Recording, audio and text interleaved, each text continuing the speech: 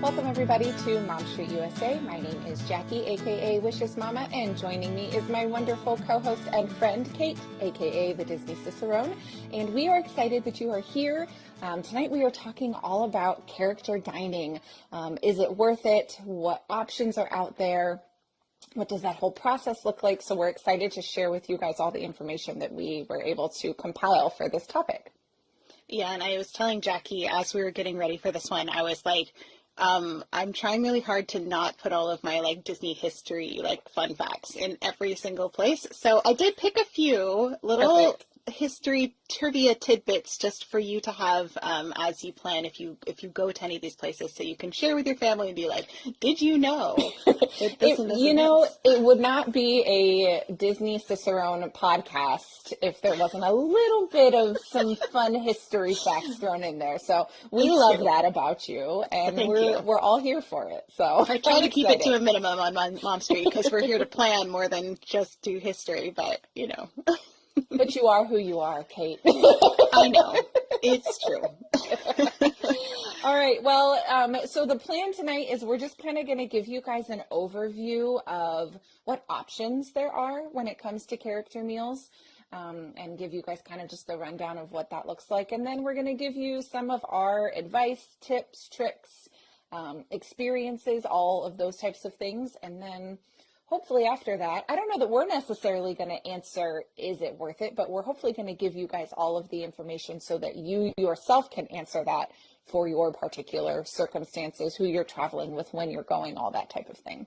Yeah. And I really did have to do a lot of thinking about what is our favorite restaurants that we've dined at, and we pulled, both of us kind of pulled some archival photos of our times at these restaurants.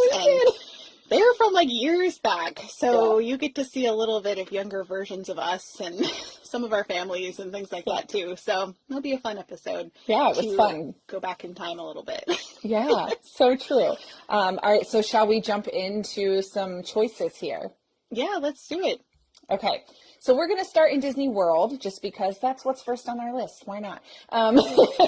So Disney World has significantly more options than Disneyland that you guys will see whenever we get to the Disneyland list here in a little bit. And we've kind of got this divided up for options that you have in the park versus options that you have outside of the parks, because I feel like that's super helpful when it comes to planning, because there may be a day where you're like, yeah, this is our third day in Epcot, and we know that we're going to have time to do a character meal, or no, we only have one day in each park with an off day that we know we want to do something outside of the parks. So that's kind of step one, I feel like, whenever you're looking for character dining options. Don't you think, Kate? Yes, no, for sure. And I think it also helps if you have maybe a day when you fly in, but you didn't buy tickets to the park that day, then you know that there's still some places you could eat at, or maybe it's the day you fly out. Maybe it's the day that you fly out where you are wanting to eat brunch somewhere or breakfast somewhere before you hop on a plane and go home or drive home, in whatever your case may be. In Jackie's case, it would be driving. But whatever it is, you might have that extra time. And so we want to make sure we give you options that are not just inside the park, but also out. And I think it's a great way to divide it up. So, so we'll do Disney World first, and then we'll hop over to Disneyland and do theirs as well. Perfect. So we're actually going to start in parks. So let's kind of hop in. We're going to start with, these are kind of in alphabetical order, I guess. So we're just kind of going to run down the list, and then you can go from there in your planning process. And I always say this first one wrong. Akershus, I believe, is how you... Akershus?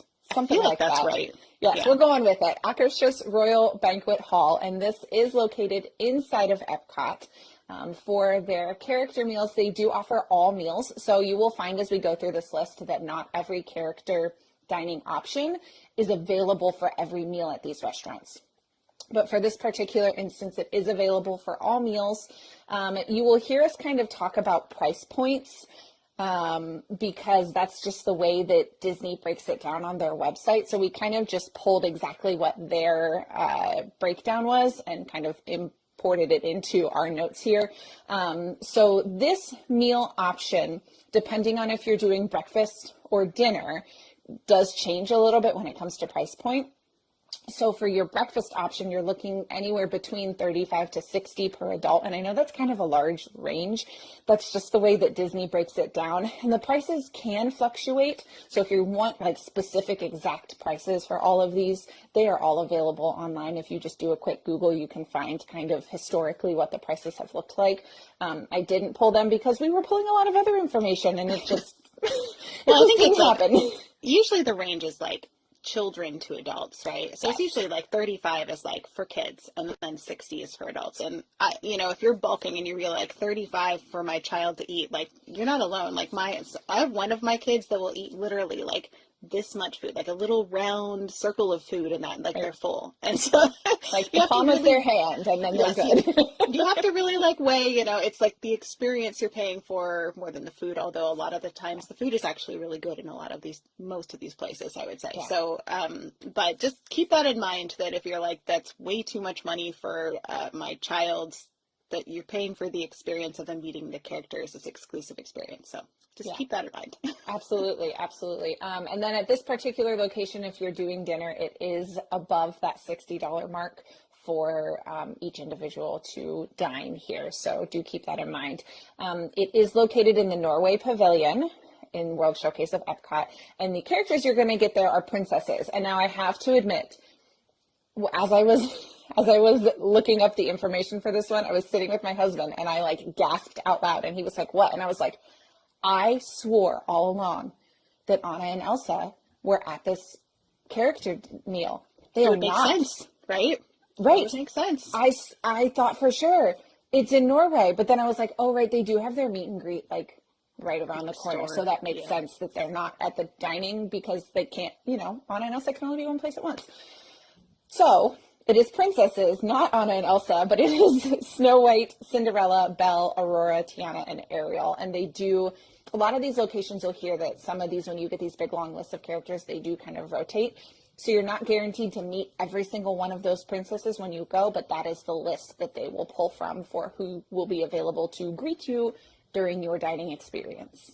Yeah, it's always like, I always prep my kids going into these kinds of things. It's like, we're going to see princesses, like, but I don't necessarily say specific characters, because you don't want to get their hopes up in case something happens and those characters aren't there, and then you have a meltdown or a really disappointed kiddo. And so just, princesses is like a good term for it.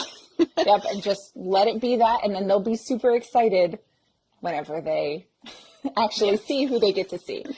So food options that they have for the breakfast it's kind of your standard breakfast that we think. They've got pastries, fruit, a potato casserole, scrambled eggs, bacon, sausage, Norwegian waffles, which, might be something that you're interested in. I didn't have any Norwegian waffles when I was in Norway. That's just what it says. Well, they're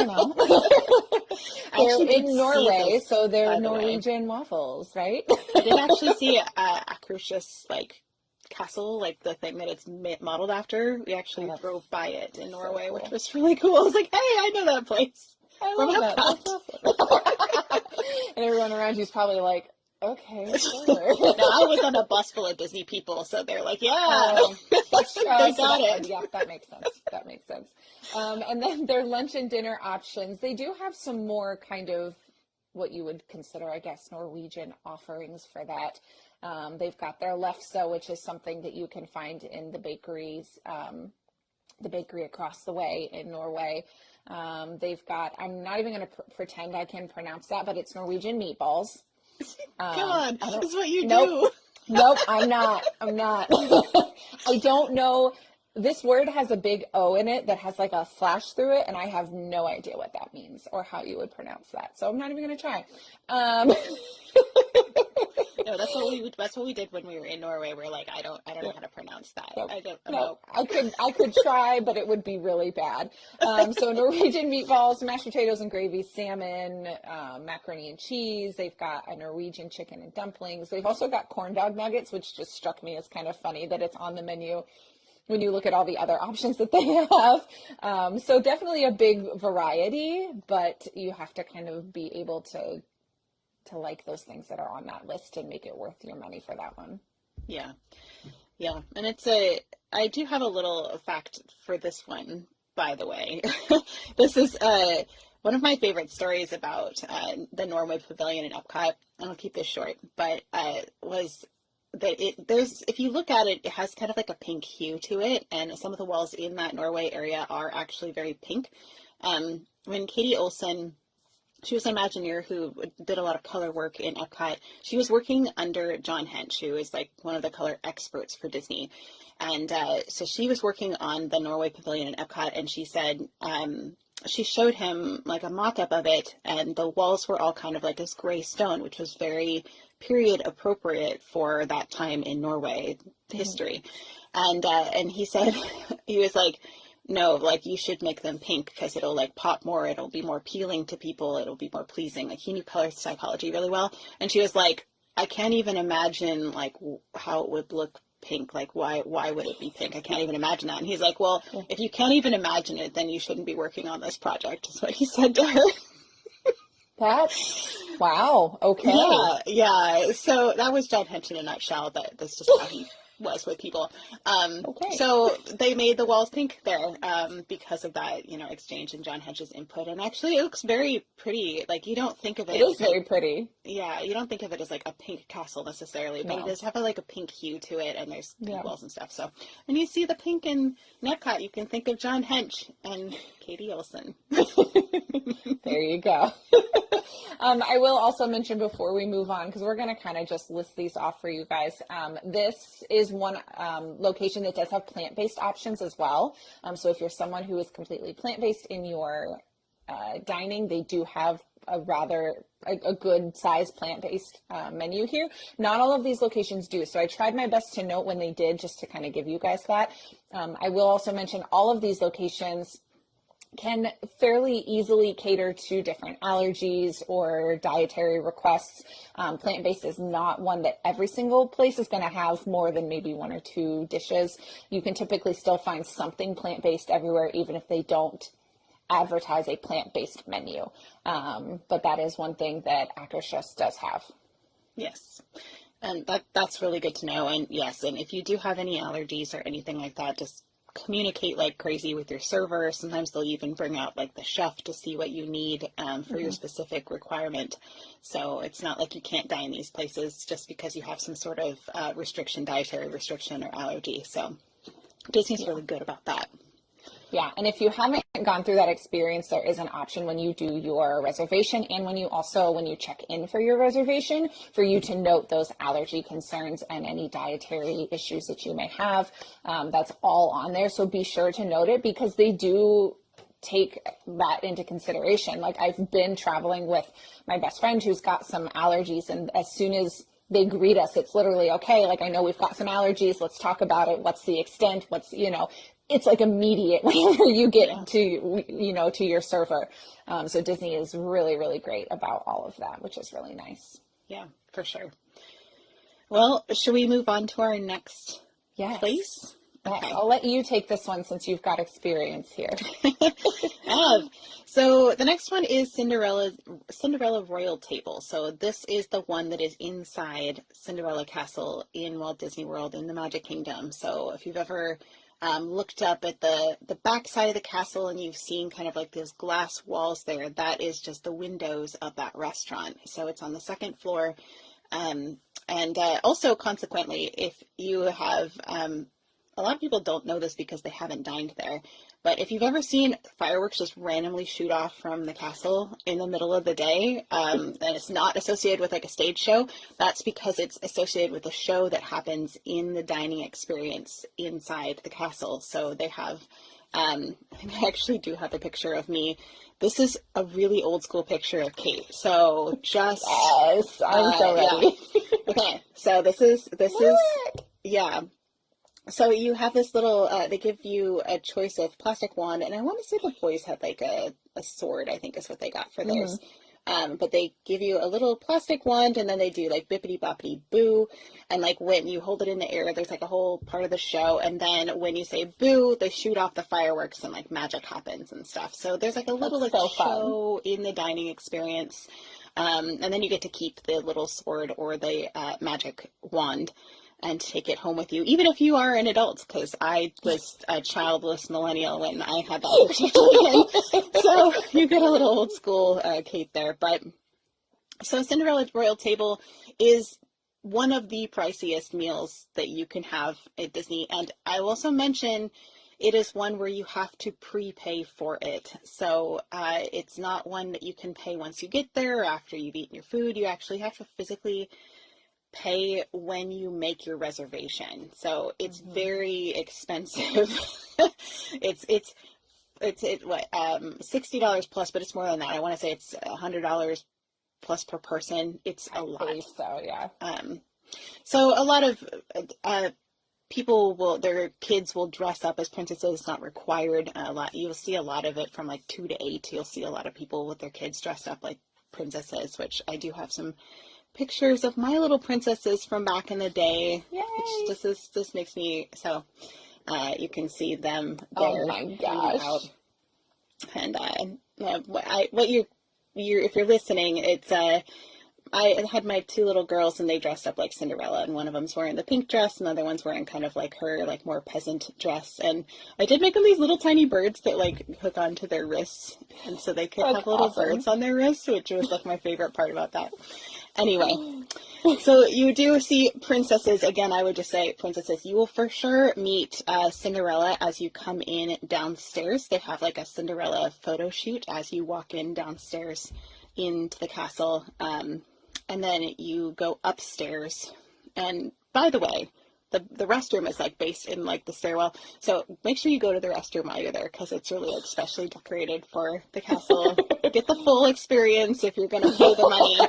Friends, go see the restroom. And it's probably helpful to like hit it before you go up to everything. That way you're not going up and down the stairs 100 times with your kids. Yeah, it's timed though, so you have to be really careful, because like they move really quickly, and they're like they expect that you're not gonna linger. You're gonna they have the show timed, the princesses coming out time. They do kind of like a royal announcement, and then a princess will show up, which is very similar to the way that they do character meals almost everywhere. Is they'll make an announcement for the character, and then they'll like enter the room, and then they'll start going table to table and see all the people. So you want to make sure you stay at your table, and they'll come to you. So the princesses they have here: Ariel, Cinderella, Aurora, Snow White, and Jasmine.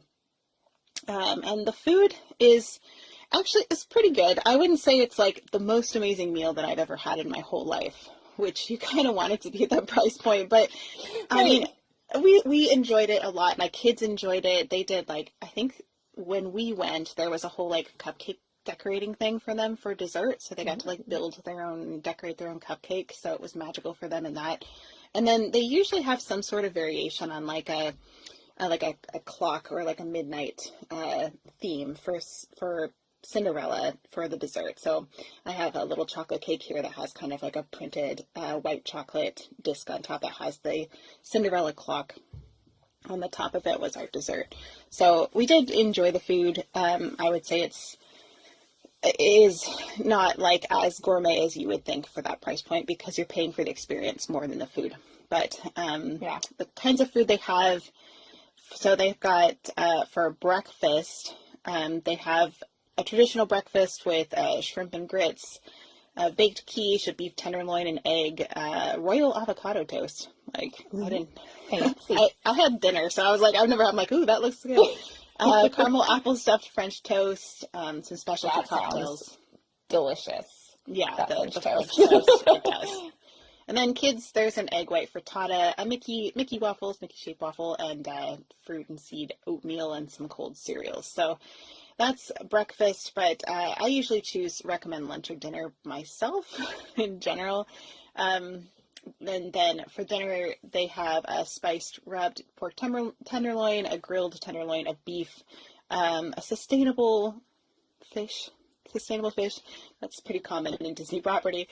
Slow braised chicken, a Parisian gnocchi.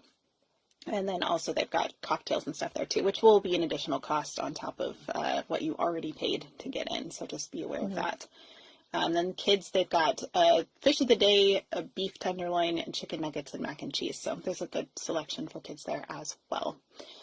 So for my kind of fun fact for Cinderella Royal Table really has to do with like what is inside it. So I have a few pictures of it here because it's just gorgeous, gorgeous inside it. It's like Hmm. everybody should be able to go in here at least once in their lifetime.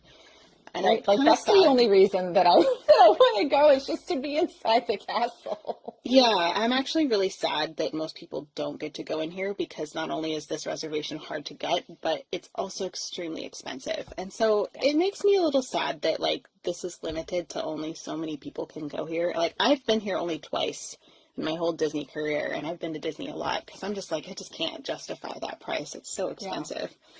Um, but something that's really fun is that if you look on the ceiling of Cinderella Royal Table, you'll see a whole bunch of flags. And so there's more than 40 coat of arms on display also around the side. So there's flags, but then if you look over the archways, there are these coat of arms, and those refer to somebody who has played a significant role in the heritage and history of the Walt Disney Company. So Roy Disney, Diane Disney, Miller, John Hench, Dick Nunis, Marty Sklar, Card Walker, like you name it, they're probably up there. That's So so cool. just a little Disney history if you're a fan to look for while you're there.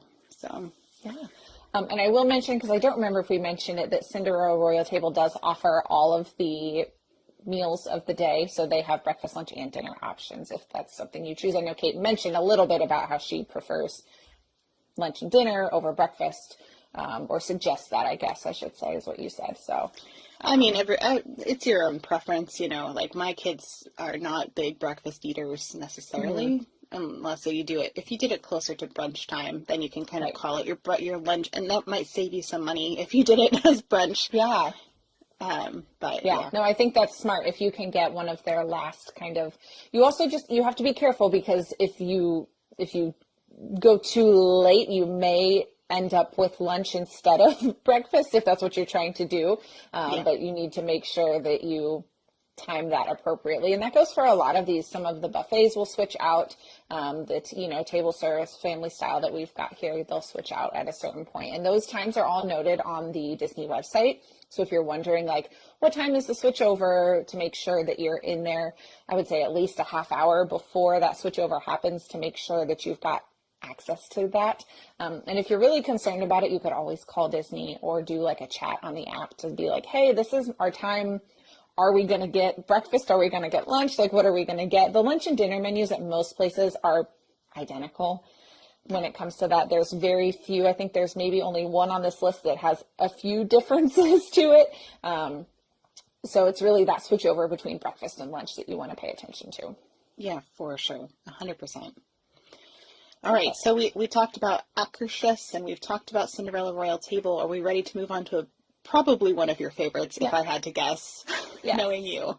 We're ready. We're staying in Magic Kingdom. We're hopping just a few steps away from the castle, to Crystal Palace, which is my favorite in-park character breakfast. Because look at that. Oh, I love it so much. It's so much fun. And I have to tell you that that photo was taken when I was also childless and at the parks. Oh, that's so funny. I think I have one of me too there. That's so funny. With my husband, and yeah, that was that was like within the year after we got married.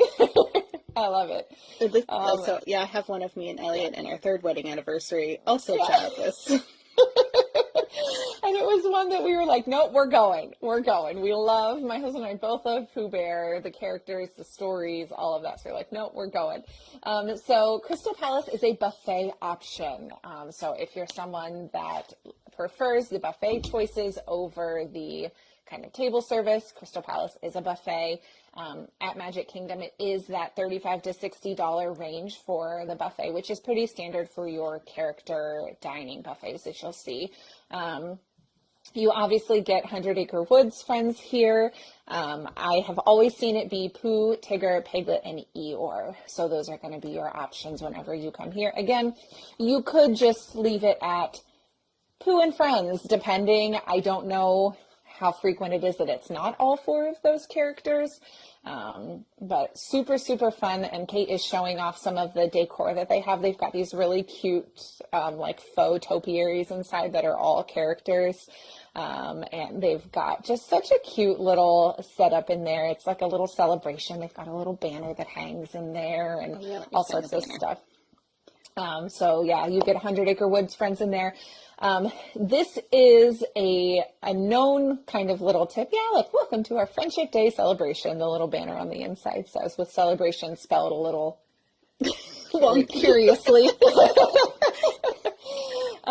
But this is one of the dining reservations that is known that if you can get a super early reservation, it is a great way to get castle photos with basically no one around.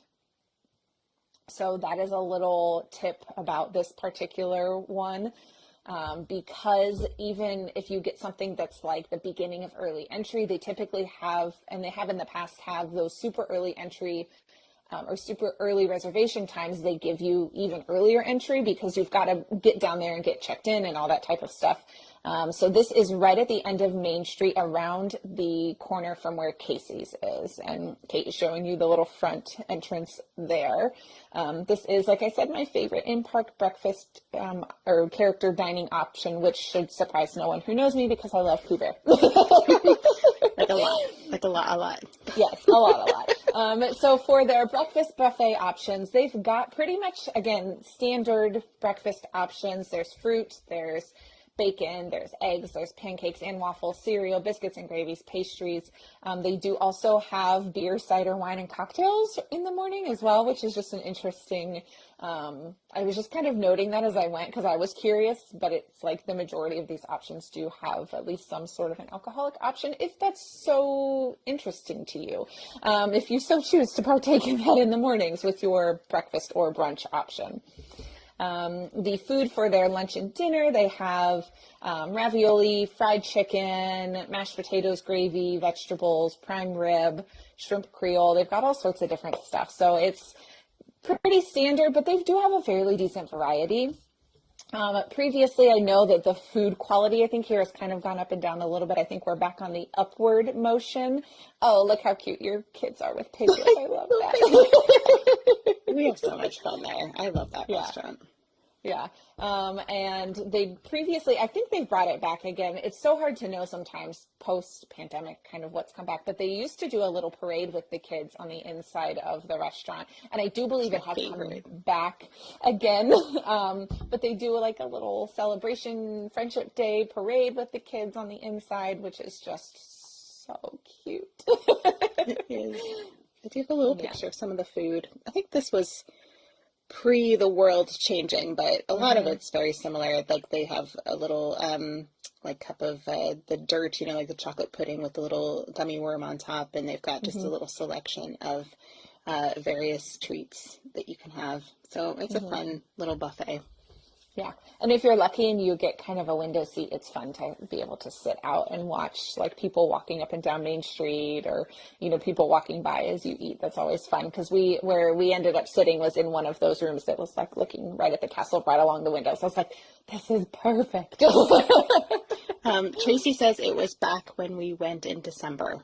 So. Okay, perfect. Thank you, Tracy. And Tracy also said she saw Rabbit with the other 4 in December. Oh, so, well, that's exciting. So Rabbit may make some special appearances. I feel like we saw Rabbit too in the past. So, I have to show this picture because this is like my absolute favorite picture of my dad and him with Winnie the Pooh. And he was just absolutely thrilled to be there, and that just makes my heart happy. Yeah. So. Yes, I love that. I love the Pooh Bear characters are just so whimsical and nostalgic, and every time I see Tigger, I am just astounded at how bright orange he is. Every time I see him, it surprises me. I'm like, I forgot how bright orange he was, even though I say that every single time that I see him. He is just like the best fluorescent orange color that exists, and it's just so much fun. That's so funny. that picture that I showed you guys of me and Elliot with Eeyore, way back for our 3rd wedding anniversary, which was 14 years ago, that Eeyore was actually one of the weirdest character interactions I've ever had, because that Eeyore kept wanting to hug me, like, over and over again, to the point where I was like, I'm done hugging now. I'm gonna hug my husband instead.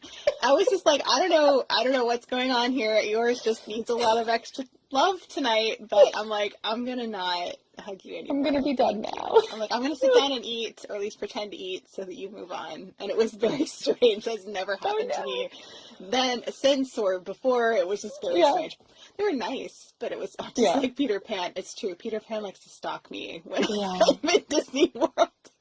Peter Pan, apparently I'm a favorite of Peter Pan's, which is so interesting. And maybe that Eeyore just thought you were pretty and just wanted some extra hugs. It was such a strange thing. So every time I see that picture, I'm like, oh yeah, that's that. That happened. It sure did.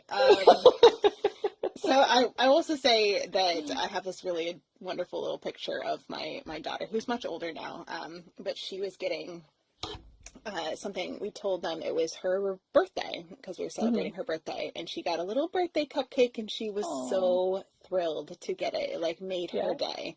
And you can also see the little bird that's on her wrist that I was, and the bird has a little, like, the little blue bird with the little, with the little handkerchief on. Cinderella. I should make those for Etsy or something. But anyway. In all your spare time. In all my spare time. I know. So much of it.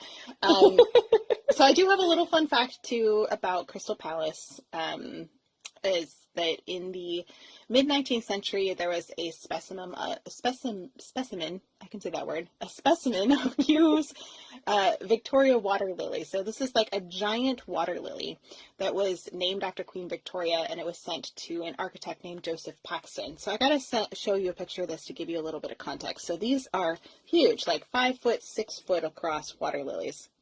Oh my goodness. And so on the bottom side, like, people stand on these. There's pictures of them like standing on top of them, because that's how large they are.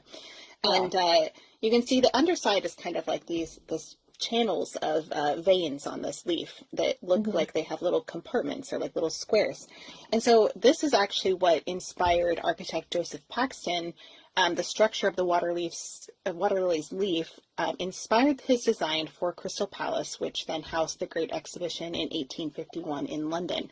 So if you look at the top, here's a picture of what the Great Exhibition looked like, not expedition. It's a whole other thing. This was actually like a temporary building they built, and then they disassembled it and moved it afterwards. So it was this huge, giant glass greenhouse, and that is where they get the design that is for the Crystal Palace that is in Disney. So if you look at the roof on top of the Crystal Palace, you'll see that it has also those kind of structure, just like those water lilies.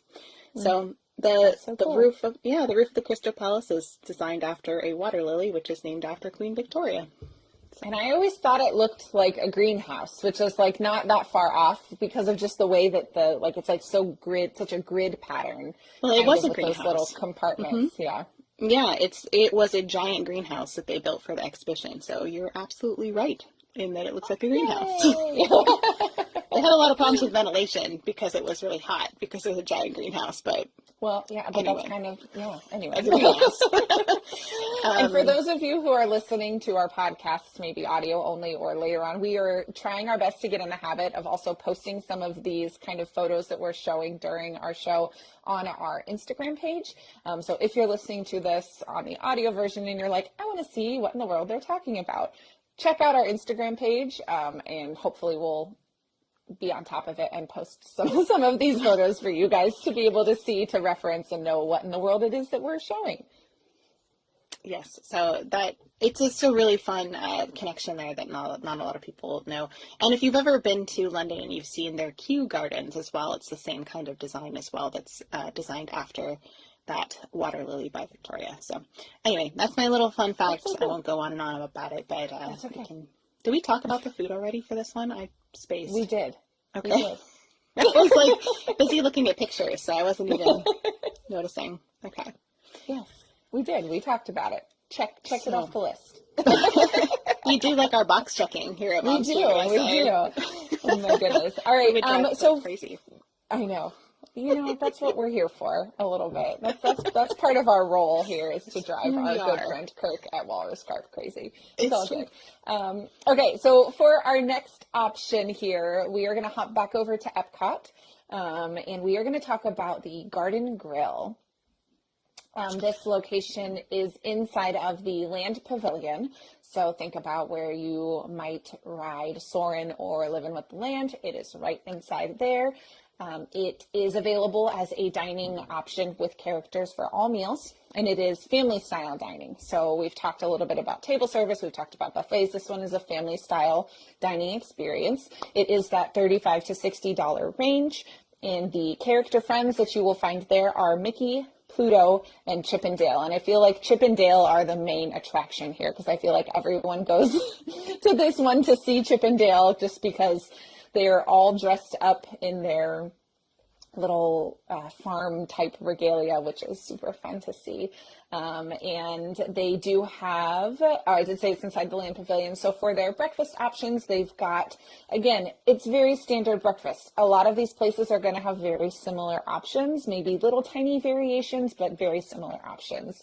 They've got a cinnamon breakfast loaf, scrambled eggs, bacon, Mickey waffles, which is pretty much a staple at the majority of these breakfast places. Fruit, they've got a cheesy potato casserole. They do have a steak option, which you don't always find at your character breakfasts, but they do have a steak option as well. And they do serve mimosas and Bloody Marys in the morning if that is something that you're interested in. While you slowly rotate inside the land. Yes. So Kate, do you want to talk about what you mean by that? Yeah, so this entire restaurant actually does slowly rotate. And if you've ever been to Seattle, you think like the Space Needle, the restaurant inside of the Space Needle actually slowly rotates as well. It's not so fast where you're going to like notice it that much. It's just kind of very, very slowly. So you get a different view. Your view will change as you dine. And the reason it turns, a lot of people don't know this, is that the original name for it was actually called The Good Turn. So I did not know that. That's cool. Mm-hmm. Yeah, so the idea of the fact that they used all of the fruits and vegetables and things they were growing inside the attraction and they used them in the restaurant, and it's like that's the good turn, as in, like we're being using resources well, right? So that was the original name of the restaurant. It was a good turn. And so, but of course it's changed now to Garden Grill. But that's why it rotates. That's so fun. Yeah. So that is something unique about this particular experience. And then for their lunch and dinner options, they've got salad, which, makes sense if Living with the Land and you're thinking about the different options that they grow there. They're literally right next to it. A grilled beef with chimichurri. They've got barbecue roasted chicken, mashed potatoes, mac and cheese, veggies, all that type of stuff. They do have a berry shortcake, which sounded really good. And they do have beer and wine options for their lunch and dinner. And this is a location that has plant-based options as well. Not surprised, considering that it's like a very plant-oriented restaurant. I would be concerned almost if they didn't have plant-based options here, knowing that they are literally sharing walls with Living with the Land. Things that they're growing and all of that.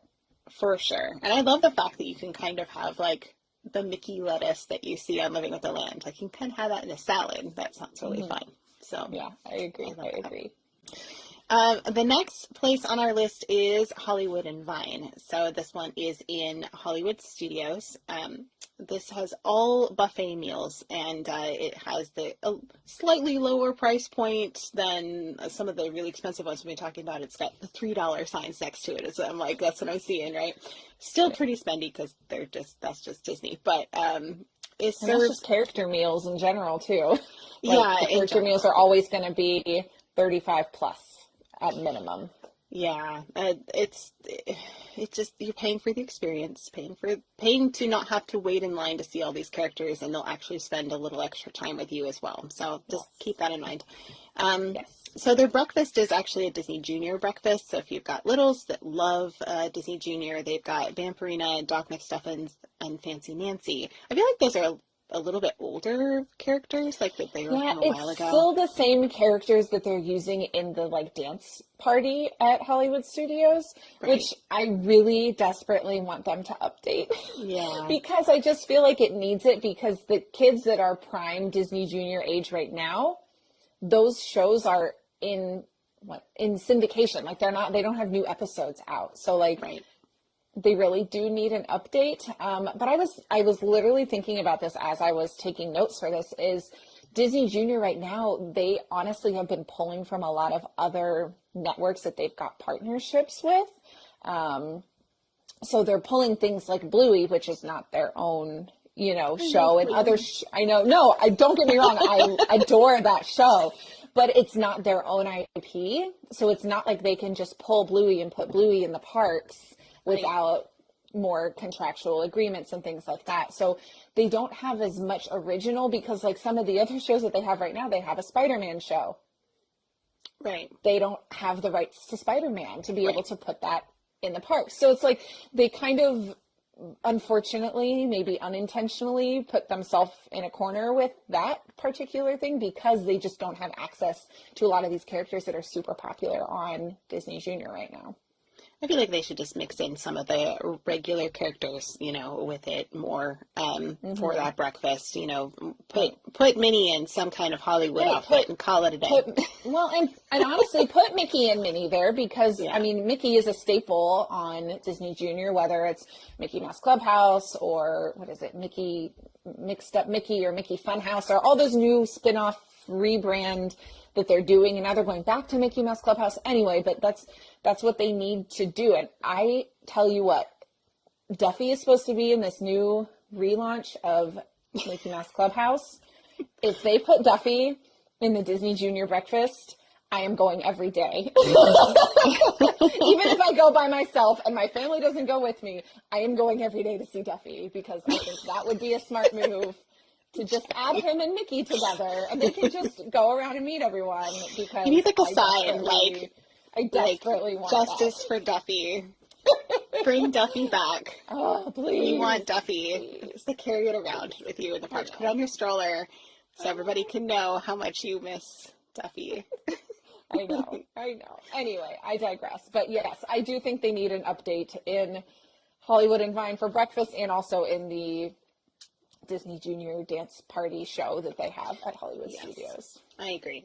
Because those characters were popular when my kids were little, and my kids don't really watch those anymore, which is so sad. Right. And they my oldest, who is now 7, was the tail end of some of those characters. Vampirina is a little bit newer than the other two. But we watched that for a little while, but even still, he doesn't watch those anymore either. So, and my daughter really missed a lot of that, and she's 5. So that's prime Disney Junior. You know what I mean? So they need some more friends. Yeah. Well, hopefully they'll add them. But let's say for lunch and dinner, they do have Mickey, Minnie, Donald, Daisy, Goofy. They got the Fab Five going on. So at least they do have them for that. And they do have some really fun outfits for this too. I was kind of looking it up because they've got kind of the vintage retro 1950s kind of feel to it, which makes sense for Hollywood and Vine. So, so for breakfast, they've got pastries, waffles, bananas, Foster's French toast, which sounds really good. Breakfast potatoes, bacon and sausage, kind of your typical things. They also have a seasonal bread pudding and a plant-based frittata with tomato jam. So that sounds great for those who want plant-based food. And also a salmon and bagel casserole, which sounds interesting. Sounds like something out of the 1950s. Cinnamon buns, chicken and waffles, and yogurt parfait. So they've got lots of really great options for breakfast. And then, I feel like their buffet options for breakfast is more extensive than some of the other locations. When you look at kind of the menu and the layout, they have a lot more to offer. Yeah, for sure. So for then lunch and dinner, they've got some shaved fennel, kale, and seasonal fruit salad, beet salad. I don't think those all go together. I think I just listed them all together. I was like, wait, I don't want fennel with my fruit salad. Artichoke salad that's plant-based, peel and eat shrimp, sour cream and chive with potato. That sounds good. caramelized, I'm getting really hungry. Caramelized Brussels sprouts, seared salmon with beurre blanc, oven roasted turkey breast and herbed chicken, roasted mushroom farro risotto, the risotto that's plant-based, crispy tofu with Asian glaze, another plant-based one, roasted pork with spicy mustard, and mac and cheese with shrimp and bacon. Like, oh, I'm there for that. And Right? That sounds good. olive oil, herb, crushed potatoes, which actually, if they're similar to the ones that are at Topolino's, those are out of this world. Really good. And then a roasted beef strip loin with horseradish cream. And then, of course, cocktails, wine and beer, like virtually everything else. So, actually, that sounds really good. Now I kind of want to eat there. And I don't want to say that because it's in Hollywood Studios. And I was like, there's got to be a catch because I feel like the Hollywood Studios food is never great. So, well, but I think when we've had this discussion before, Hollywood Studios quick service yes, is not good.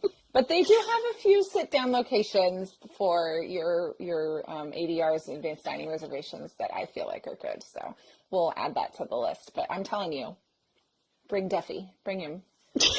Come on, Jackie will be there. I know he's in your arsenal of characters. He still meets over in the in Shanghai and all those parks over there, so he can get on a plane.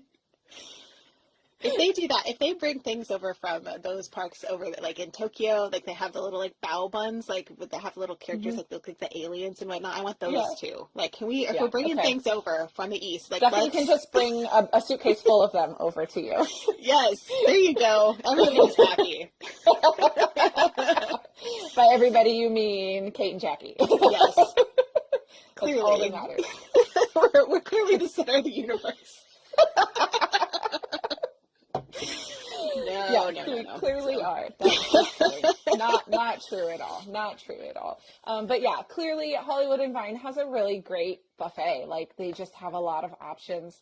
It's a lot more extensive. I mean, you listed off everything that they've got, and that list was at least twice as long for all of the meals than the previous buffets that we've talked about, and some of the buffets we're going to talk about. So definitely a good option if you're looking for a character meal inside Hollywood Studios. Yes, for sure. So let's keep this moving. Do you want to talk a little bit about Tusker House and Animal Kingdom? Yeah, so we are hopping to Animal Kingdom now, and we're going to talk about Tusker House. Tusker House is another buffet. They do offer all meals for their buffet. It is, again, that $3 sign range, which is that $35 to $60 range. Characters here are Mickey, Donald, Goofy, and Daisy, which I thought was interesting because Minnie isn't on this list from what I found. So thought that was interesting. But they all are in their little like safari gear. And I think it's because this particular character breakfast focuses on Donald. So I think that's why Daisy is included rather than Minnie, because it's like Donald and Daisy, and then Mickey and Goofy are just like supporting characters in this particular instance. Yeah, which is super fun. So in Animal Kingdom, Tusker House is located right by the walkway to the Festival of the Lion King building, kind of on your way to the safari area. It's kind of deceiving in the fact that, like, you don't really know it's there unless you know it's there. If that makes sense. That's so true. I've walked by that so many times and been like, there's a restaurant in there? Yeah, like I literally the first couple of times walked by and didn't even think anything of it. And then the more that I did, like, research about different things, I was like, there's a whole character meal there. Like, wait a minute, hold on. And this is one that is high on my list of places I want to try, but I need to just wait until my kiddos are a little bit older, because some of the options that they have that I feel like I would want them to try, we're not quite there yet, because they do have some unique flavors in some of their stuff, particularly in their lunch and dinner options. But let's talk about breakfast. In their breakfast options, they kind of do it based on like categories when you look at the menu for this particular one. So they've got all sorts of pastries. They've got a zebra coffee cake, which is a fun option. They've got a guava cream cheese Danish. They've got cinnamon buns and bagels and that type of thing as well. In the breakfast classics category on their menu, they've got Mickey waffles and Simba waffles, which is really fun that you get that little Yeah. Yeah, you get that little animal kingdom feel there with the Simba waffles. They've got hard-boiled eggs, they've got overnight oats, they've got a fruit salad with ginger syrup, a honey Greek yogurt, and granola. They've got breakfast potatoes, so a little bit different. Some of the flavors that we've seen kind of on the other ones, but a little bit different. They've got your standard breakfast meats with bacon and sausage. They also have rotisserie ham and andouille sausage pieces as well, which is exciting, something a little bit different if that's something that you're looking for. And then fruit, they've got cuties and apples and grapes and bananas, which I just thought was funny that they put those on the list as part of their offerings. And then they do have cocktails as well for breakfast. And then their lunch and dinner, like I said, they do have some interesting flavors that they pull from here for their lunch and dinner. So their house specialties, there we go, are spit roasted tandoori chicken. Oh gosh, is that Berber? I don't know how to say that. Berber. I don't think that other E is pronounced. I'm going to go with Berber marinated I think pork. It's Berber. Mm-hmm. That's what I'm going with. See, look, I try to not read the hard words and I still end up with them anyway. You always end up with them. They've got green curry shrimp. They've got chicken curry, za'atar braised beef, chermula, if I can read. I just have all the hard ones. I read that way too fast. That one's not that bad. I just read that. Listen, Kate, listen. They've got chermula salmon fillets, and then they've got vegetarian options with a plant-based rice and plant-based sausage, roasted root vegetables. Yeah, that sounds good. Mashed potatoes. They've got, it says feisty green beans, which I think is hysterical. Feisty green beans. Eat your feisty green beans. And they've got cauliflower bunny chow on the menu, which is just interesting descriptions for those. And then kids meal, they've got corn dog nuggets, mac and cheese, chicken legs, green beans, mashed potatoes, those types of things. And then again, your adults can choose from beer, cocktails, wines, and ciders that they have there as well. So just some different options if you're looking for a little bit more flavor maybe added to your lunch and dinner buffet options. That's what they've got. I did find a picture of the Simba waffles. Looks like it's mixed with the Mickey waffle as well. So okay, they all come together. Yeah, so it's just like a little round waffle with Simba's head in the middle. Cute. Yeah, they have them at Animal Kingdom Lodge too. If you have the Boma breakfast, they also have them there. So, all right. Well, it definitely is like a menu it is more unique. It's kind of like that Boma breakfast where it's like there's some adventurous things there, but there's also enough things that you can have some more American taste palette, I guess, flavors as well. So I did get a question that I want to answer really quick before we hop to our next one. Someone was asking about the gluten-free menus. I feel confident in answering this because I have had experience with friends who have ordered from the gluten-free menu. The majority of the time, it's very, very good. I will warn that the gluten-free waffles can be very hit or miss. The particular gluten-free waffle mix that I know that they have used previously just is very tricky to bake on large scale. So I have had instances where the waffles were just very dense and very underbaked in the middle. But again, that's not widespread. That's not like an issue that happens every single time, but just be warned. We've had to unfortunately request a second batch of them be made previously just because it was like almost inedible. I wonder if they just sit for a while because they don't use them that often. I don't think that's the case. I think they are made to order, and I think they just don't have the time to take to ensure the consistency. And cooking a lot of, if you are gluten-free, baking with gluten-free can be a little more temperamental than just your standard ingredients that you would use. So I think it's more so that. And I will also say that's leading me very nicely to my next point, that if you are looking for something gluten-free or allergen-free, do keep in mind that it may take a few extra minutes because a lot of that is made to order, or it's made on special pans that they make sure are cleaned and sanitized in between if it's an allergy concern or things like that. So do keep that in mind as well, that you just may be waiting a few extra minutes for your food, especially if you're at somewhere like a buffet where everything else is already made and out and available. You may be waiting extra to get your food prepped back in the kitchen and made and brought out to you. Yeah, that's a good tip for sure. Shall we move to outside the parks? And of course, the first one on our list is one that's actually not currently available, but hopefully will be again at some point. And it is 1900 Park Fair, which I have been out with my family before. This is at the Grand Floridian, which you might know is going through a lot of renovations right now. And it never really opened again post like the world changing. It just kind of like stayed shut, and now everything's getting renovated. So it has a breakfast and a dinner buffet, so it's a buffet restaurant, and it's the $3 signs. So the price, I'm doing like the $3 signs versus the $4 signs. This is on the little bit less expensive side of the character dining. This one has really unique characters in it, which I hope they bring back. They had Mary Poppins, Alice, the Mad Hatter, Pooh, and Tigger. So you think of kind of like the British ones, British people of British characters of Disney. That's who they have there. And they were really wonderful when we interacted with them. It was so much fun to interact with the Mad Hatter, especially. It's just a kick. So that's really fun. I will say that if you have been to 1900 Park Fair, you might have seen this organ. That is this little pretty pastel organ that's about 15 feet up on the wall. And this is actually known as Big Bertha. It's the name Big Bertha. It's so small. It's big. It's actually really big when it was up on the wall. Right. It just looks, it's that whole, what is that, forced perspective. It just looks so small up on the wall up there. I know.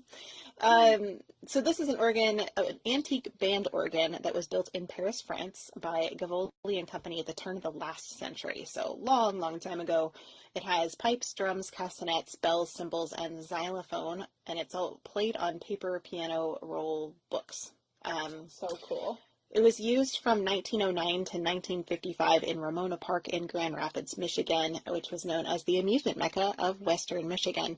And how Disney got this, by the way, is they basically just bought like a whole bunch of music boxes and organ things and pieces off of old carousels and whatnot, all in like a lot in like the end of the 1960s, and they put a whole bunch of them in Walt Disney World.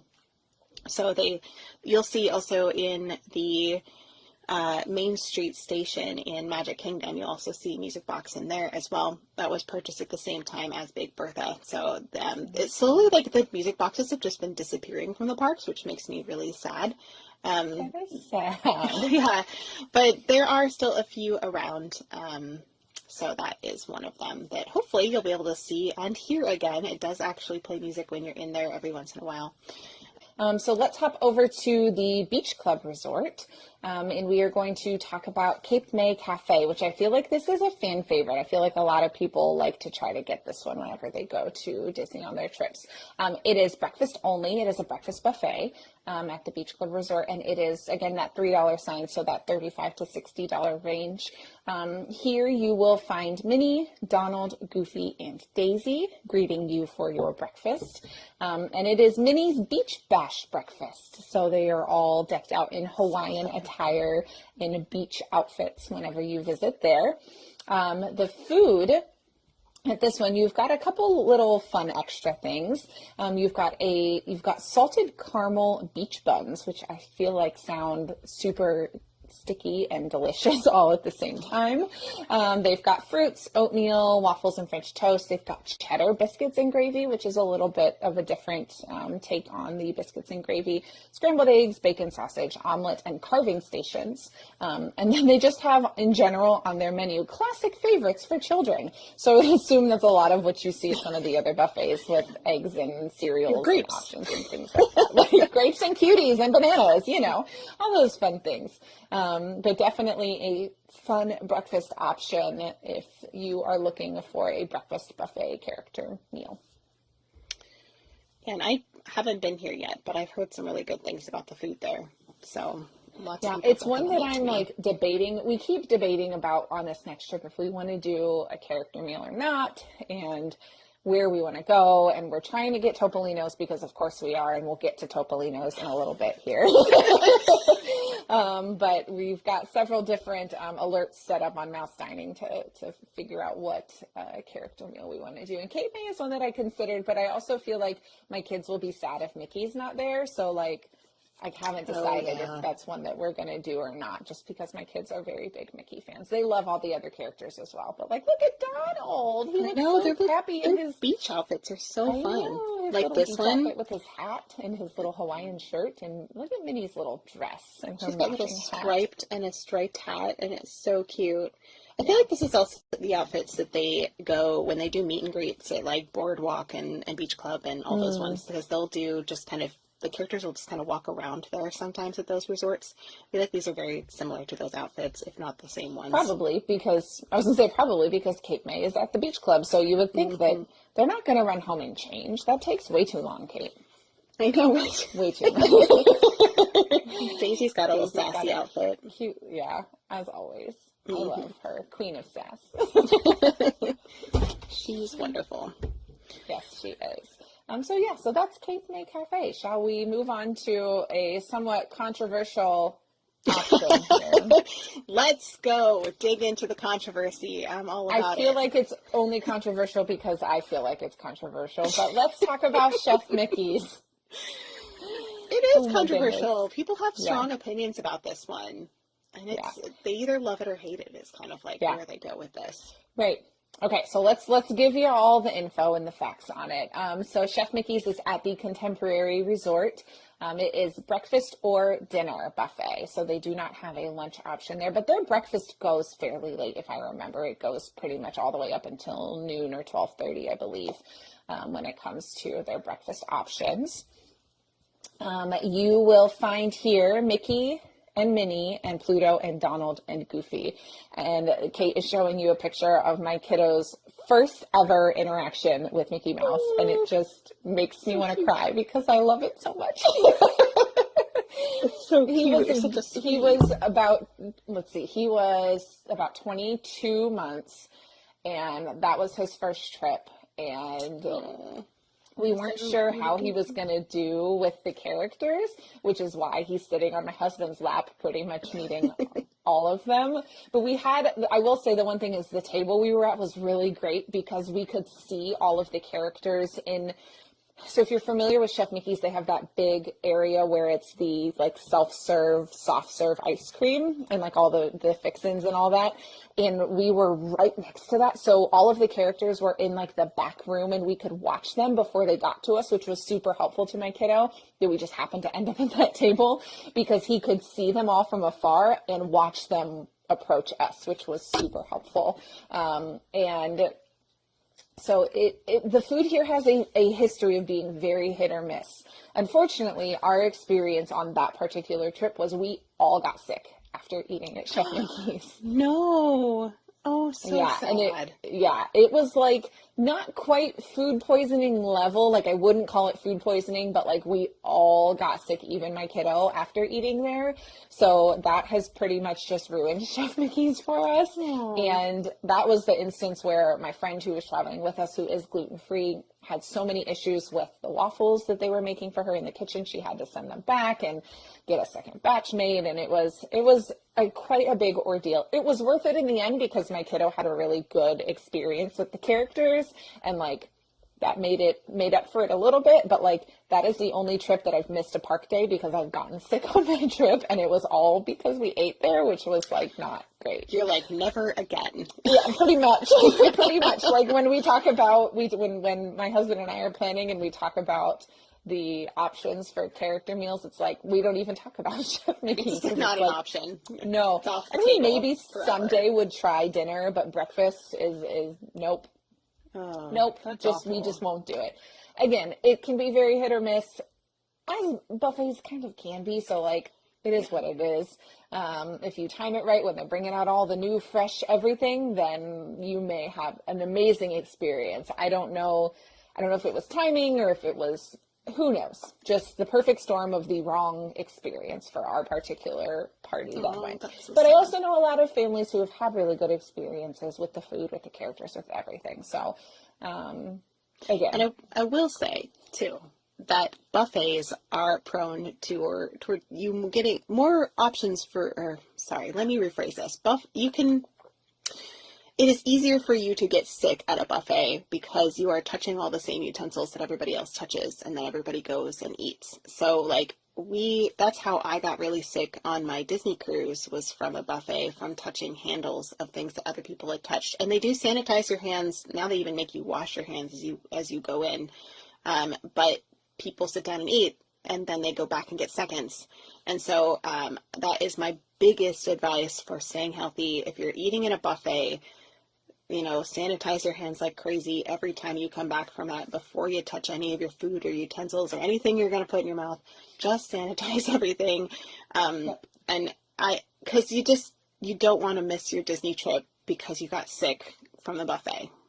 Like Jackie. I know. It was so sad. I was just like laying in bed, and of course, like everyone else I was with, I was like, please go to the park. Like, do not, like, it's okay. Yeah. And so Kiddo and I stayed, and we laid in bed and watched Mickey cartoons and took a nap. And I mean, it was memorable. It was something. It also didn't help that I was like 8 months pregnant with my daughter on that trip too. That was, it was. And then you have the added fear of like, is my baby okay? Because I'm getting sick and stuff like that. That's so scary. Right. And just the dehydration and the trying to keep everything down, and the cast members, I will say, just total side note, we were at Pop Century in that particular instance, and the cast members down in the little like convenience store area where they have like the little grab and go like sodas and chips and all that stuff were so wonderful, because my husband was trying to find ginger ale for me because I couldn't keep anything down, and they didn't have anything out in the cases, and he like asked a cast member, and the cast member like went in the back and broke open their newly delivered everything and brought him out like 2 big things of ginger ale, and it was just, the cast members were very lovely, and they took care of us, and we got everything we needed, and it was all okay and all was well, but it was not a fun 24 hours. No, nobody wants that to happen on their vacation. Right. Sorry. And of course it was like not the end of our vacation either. It was like right in the middle of the week. So yeah, well, we rallied and we finished okay, and we made it home, and it was okay. Now you have a story to tell. I know. And I slept like the entire 15-hour car ride home because I was just like, I'm so done. Oh, so sorry, Jackie. Yes. So that's okay. Because that was, gosh, my daughter just turned 5. So that was over 5 years ago. But I just, I still have PTSD, and I just can't make myself go back. But if you choose to try Chef Mickey's, let's talk about the food. Did we talk about the breakfast already? No, we haven't. So breakfast options, they do have sausage and gravy, waffles, French toast. They have a corned beef hash, a charcuterie with cheese, and all that good stuff. Fruit. They do have like a little carving station with pit ham, which I don't know what that means, but it sounds fancy. So pit ham is like, you think of like Hawaii, what they do is they bake their hams, they bake their like pig underground in a pit. Oh. I think it's related to that style. I don't think they actually do that there, but I think it's like, that's where the terminology comes from, is pit ham. If I had to guess, I'm just guessing. Not a food expert. Disney expert, not a food expert. That makes sense. And they have a beef brisket, and they have eggs and frittatas, and they have morning cocktails there if you so choose. And then their dinner option is they have tomato and rosemary focaccia. They have seasonal inspired salad. They have a carving station featuring a chef's selection of meat, so whatever they have at the moment for that. They have shrimp and grits, roasted pork. They have plant-based seasonal inspired dishes. So the plant-based options kind of change and rotate with that. They have mac and cheese, stir fry, roasted veggies, and then they have, again, classic favorites for children. So they're going to have things like chicken tenders and mac and cheese and that type of thing. And then they have, I didn't do a lot of dessert writing down, but they do have a chef's selection of desserts, including a warm apple crisp, which just like sounds amazing to me. It does sound good. And again, they have, right? That's what I was like, oh, for like this is like perfect time of year for that. And then again, they do have beer, hard cider, cocktails, and wine for their dinner as well. So that's Chef Mickey's. That's Chef Mickey's. Let's move on from Chef Mickey's. Yes. Let's move on to Ohana, which is a lot of people's favorite. I hear this all the time. I'm going to be 100% honest. I have not been to Ohana. I have just heard a lot about it over the years. I haven't either, which is really surprising for me because Stitch is there. But I know. It's one of those things that, like, when we do character meals, we always do whatever, like, the kids are going to want to do. And so, as mom, I kind of sacrifice my love of Stitch and let my kids do the characters they're going to want to do. I will say I may have set up mouse dining alerts for Ohana for this next trip. And oh, I hope you get to do it. We'll see what happens. I feel like it's a good compromise because my kids also now are, like, old enough to be able to be like, Mom loves Stitch, so we're going to go see Stitch. Like, you know, that type of mentality. And also Mickey and Pluto and Lilo are there too. So they're just fun characters because that's really one of the only places to see Lilo, which is a fun character that you get to see there. Allie Beth says that she enjoyed her Ohana dinner right at firework time. So that's another thing you could aim for if you wanted to two birds with one stone, so to speak. You can see a nice view of the fireworks and also see all these characters as well. So that's an awesome idea. Yeah. So they do have this is a family style dining. So if anybody's familiar with that, that's just they put bowls of food out on the table and then you kind of serve yourself out of the bowls. So they have breakfast. They've got the same kinds of things that they have fresh fruit and all the usual things, but they have pineapple coconut breakfast bread, which sounds amazing. Ohana breakfast skillet that has scrambled eggs and pork sausage links, Hawaiian style ham topped with pineapple compote. I wonder if that's like Spam because they're big on Spam in Hawaii. Probably. Like huge. I'm like, they're just not going to say Spam because it's like, you know.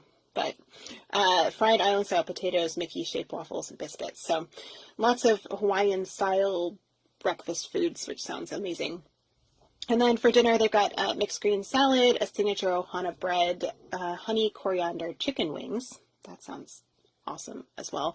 Pork dumplings tossed in a garlic chili sauce, and Ohana dinner skillet. So then they also have Ohana bread pudding and then a selection of cocktails, beer, and wine, like everywhere else.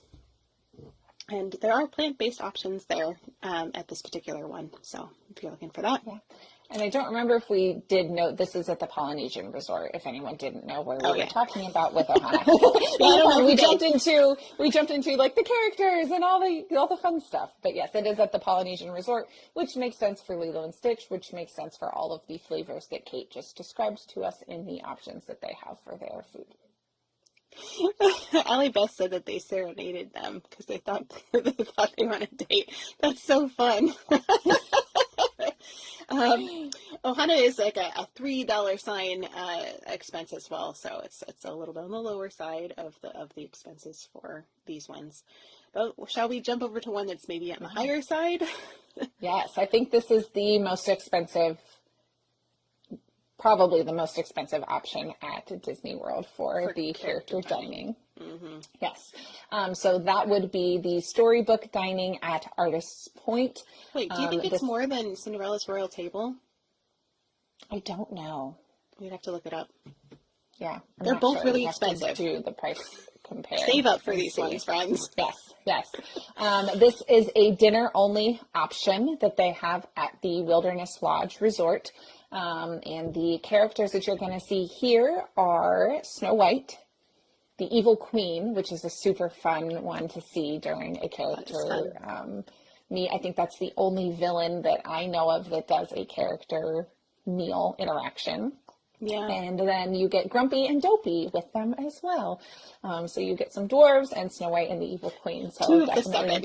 You can pay more for the other 5. No, the other 5 only come out during Mickey's Not So Scary Halloween Party. That's their contract, Kate. They're too busy working in the mines. They got work to do. In the mines, in the mines. All right. A million diamonds shine. Okay, So sorry.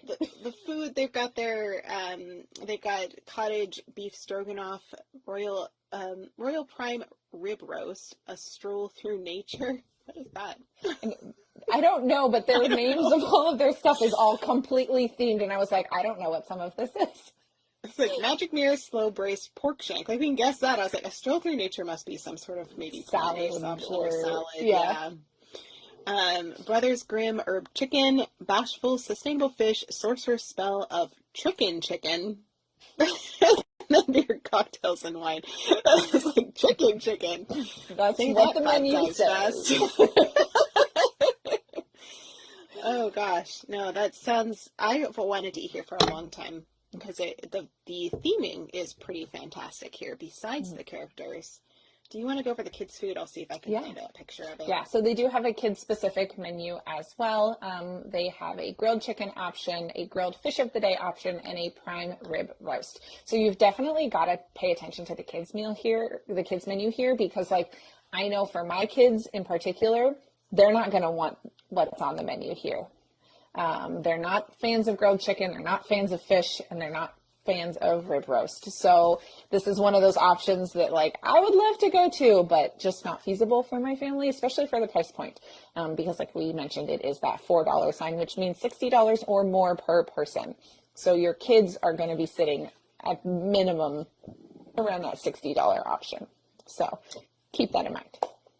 Yeah, and the inside of the restaurant is beautiful because it looks like there's these big trees that you're dining in a forest. So that is the setting. And I believe that the trees also light up from what I've seen. I think you are correct. They have like little twinkle lights kind of up in the... Yeah, it gives the vibe, if you are at all a Disneyland regular, it very much gives the vibe of the end of Snow White's Enchanted Wish, the attraction, where it's kind of like all the trees light up and then you're in the forest with all the twinkle lights. And so it's very, very pretty restaurant. And it looks like, well, I'm actually looking at it now. Now I'm second guessing myself about whether or not the trees light up. There's definitely lights involved in this because I'm looking at it and there's like some like lantern type lights. I know for sure they have, which from what you just showed. Time. Yeah, this one is like, I think this is a Christmas one. Okay. But I feel like I've seen the trees light up in there. So maybe I'm just making up things. In any case, there is a forest and there are trees and there are branches. And there are lights. And there are lights. There's a combination of all of them. But I've tried to get in here several times and I've never been able to get in. So someday I'm going to eat at Artist Point. So that's also brings it up the whole point of how do you get these reservations, which we have a few more restaurants to go here, but just take a mini break from the restaurants to mention. We've gone over this before, some of our best tips for getting these dining reservations, but the easiest way to do it is to make sure that you are early to the game. So as soon as it opens up, and it's 60 days now, it used to be 90, it used to be crazy, but 60 days in advance to the minute, to the second that your window opens, which I believe it's 3 a.m. Pacific time, but 6 a.m. Eastern time. Yes. So make sure you set your alarm. If you're on the Pacific Coast, either wake up really early, go to bed really late, or wake up in the middle of the night. It's always fun to do those days. And I also recommend trying to book your hardest dining reservation the latest you can in your trip, because there'll be less people that have had that date open to them. So that is my biggest tip. If you can't get your dining reservations or something's still blocked out and you weren't able to get it, what Jackie mentioned earlier, there's Mouse Dining. There's also a really great dining reservation finder that I have in my link as well, that will text you. And there's some options out there for getting texts or emails, notifications. Just make sure when you get those, you immediately act on it. Don't be like, oh, there's a table and after work I'll get to it. Like, just drop everything and get your dining reservation. It'll take you 2 seconds. Yeah, So. I set them up for Topolino's because that morning I worked backwards. Like I went to our last date that we were leaving and checking out and worked my way backwards to try to get it. Still couldn't get Topolino's because it's just that hard to get. And so then I immediately got on and set up alerts. And later that day, I got an alert and I immediately got on it, and I was still too slow. Yeah. Yeah. You have I to missed be it. And that's the on only the alert ball. that I've gotten for Topolino's. And I was like, Yeah, that's okay, okay, well, it's fine. I haven't made any dining reservations for this upcoming one. I was like, meh, I'll find something to eat. But I go by myself and I go all the time, so it's fine. Yeah. But our friend travel agent Liz said she ate there recently at Artist Point, and they do have lights in the trees.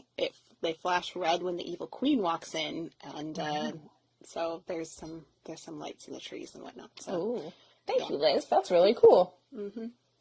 Nice. So yeah, so that's one of those again, and unfortunately, a lot of these character meals are just tough to get. Some you'll find are more difficult than others, like we've been mentioning, but they're all pretty much difficult to get, and you want to book them first and book them towards the end of your trip to get your best option of having the availability that you're looking for, and just be flexible. Know that maybe you've got a window from anywhere from 9 a.m. to 11 a.m. we could go, that type of thing. You want to give yourself enough time so that way you're not, narrowed down and into just one particular time that you're looking for. Yeah, like when we were more flexible, we were able to get more. Like sometimes who wants to eat dinner at like 3 p.m.? But you just decide like, we really want to eat at this place, so we're just going to organize our food the rest of the day to make it make sense. You just do what you got to do. Exactly.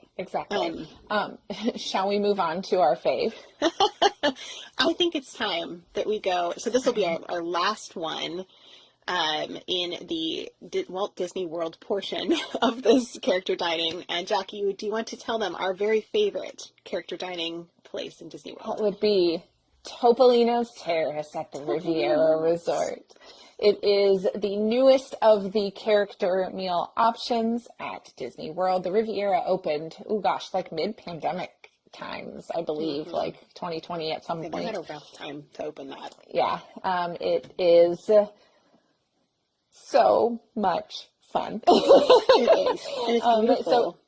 So it is at the Riviera Resort. And if you're familiar with the Riviera, it's kind of the main area is set up in like a U shape sort of. And this particular restaurant is the very tippy top of the one side. I think it's like the 13th or 14th floor, something like that. But it's up there. And here you will from it. Yes, here you will find, I know, I love that view from the balcony. Oh, I had to put that picture on there because I was like, this is just beautiful. So here you will find Mickey, Minnie, Donald, and Daisy, and they are all dressed up in their little, they're artists of various kinds. So Mickey is a painter, Daisy is a dancer, Minnie is a writer, and Donald... I think he's a sculptor. Yeah, I believe. Yes. I think so. Just the cutest little outfits. Yeah, so much fun. Yes. So much fun up there. And you also get access to that really great balcony area where you can overlook the Caribbean Beach Resort and the Skyliner and that whole area in the water. It's just so much fun. Oh, look at Elliot and Daisy. That's so fun. He's being such a gentleman. He is. Look at him. Very dignified. So yes, this is just one of those perfect combinations of character experiences and food options on their menu. Just so much fun. They only have breakfast for their characters. Now they do also have other meals that are served there, and the food is exceptional as well. But you and Minnie are like twinning with your color schemes in this, and I love this. Really well. I know. You and your Tower of Terror outfit. So much fun. I love it. Well, and we made a reservation at this one. This was just me and Elliot had a reservation for this, and I purposefully made it at like 11:30 so that we could have it for lunch, even though it was a breakfast reservation. So we had like the brunch menu, but we had it 11:30, so it felt like lunchtime for us, and that was perfect. And they were cleaning up the restaurant and like ready to turn it over, so it was getting really like empty, which was actually really nice. It made it a lot quieter and whatnot. So if you're looking for a more relaxed time, you can have some of those later times to book And, and Disney makes them available. So it's not like we walked in at the last second and, Right. inconvenienced anybody. We would never want to do that. So it was just really fun to have the place to ourselves. Practically, the characters gave you a lot of attention because you were just there. So it was fun. And when we visited, it was shortly after everything reopened. So all of our character meets were still very distanced, and we actually didn't get like the individual table meet and greet. But my kids still talk about how much fun it was to eat there because they just loved the atmosphere. And they do, again, like Kate mentioned, all of these places will do like little announcements or little songs or a lot of them do little parades, different things like that. So my kids just still remember that experience, and we still got to see all the characters, and they got waves, and got, to see them all walk around and that type of thing. So Disney did a really good job with that during that moment. When we weren't really sure what we were going to get when we went there. Yeah. So I think the character interaction is stellar here. Not only do they do like table to table, but they do like a whole song where everybody and they dance around and move around and stuff during the song. But then the food itself is just spectacular. It's just so good. Yes, it is. Do you want to show some photos while I talk about some different options that they have here? Yeah, I will show. Okay. I'll start off with my quiche because this is my favorite. Yes, so they do have a quiche option that Kate is showing there, which looks like some quiche and roasted potatoes. Mm-hmm. They're like Parmesan roasted potatoes, I think, roasted garlic potatoes. They're so good. Yeah. They're just really good. Yes, they've got an avocado toast option. They've got a whole fruit plate. You can get eggs. You can get a wild mushroom scramble. The sour cream waffle, which is what I had whenever I went the one time that I've been able to go. It's so good. This so waffle's amazing. Yeah, so good. They have a smoked salmon. They have wood-fired steak and eggs. And they have is that the salmon? Yep. Yeah. Elliot had the salmon. And then they have a bread pudding brulee. And then they also have cocktails as well. So definitely an elevated menu, more so than from what we've seen at the other places. So I will say that they've had a change to this. If you've eaten at Topolino's in the past, you were able to choose like multiple entrees and like eat as much as you wanted. They no longer allow you to do that there. So you got to pick one entree. But our server was like, but I can bring out unlimited sides for you, however many sides you want. They're like, do you want sausage? Do you want bacon? Do you want waffles? Do you want this? He just is like, you make the most of it because you're allowed to order all these sides. And we're like, okay. So we ordered a lot of sides to try, and they were great. But just be aware that if you have eaten there in the past, that is a significant change. And they do also have like a little selection of pastries. I know yours looks a little bit different, Jackie, because I think you went there later than us. Now they come in these little like paint pots with a little Mickey that's trio of like jam and butter and Nutella, which is delicious.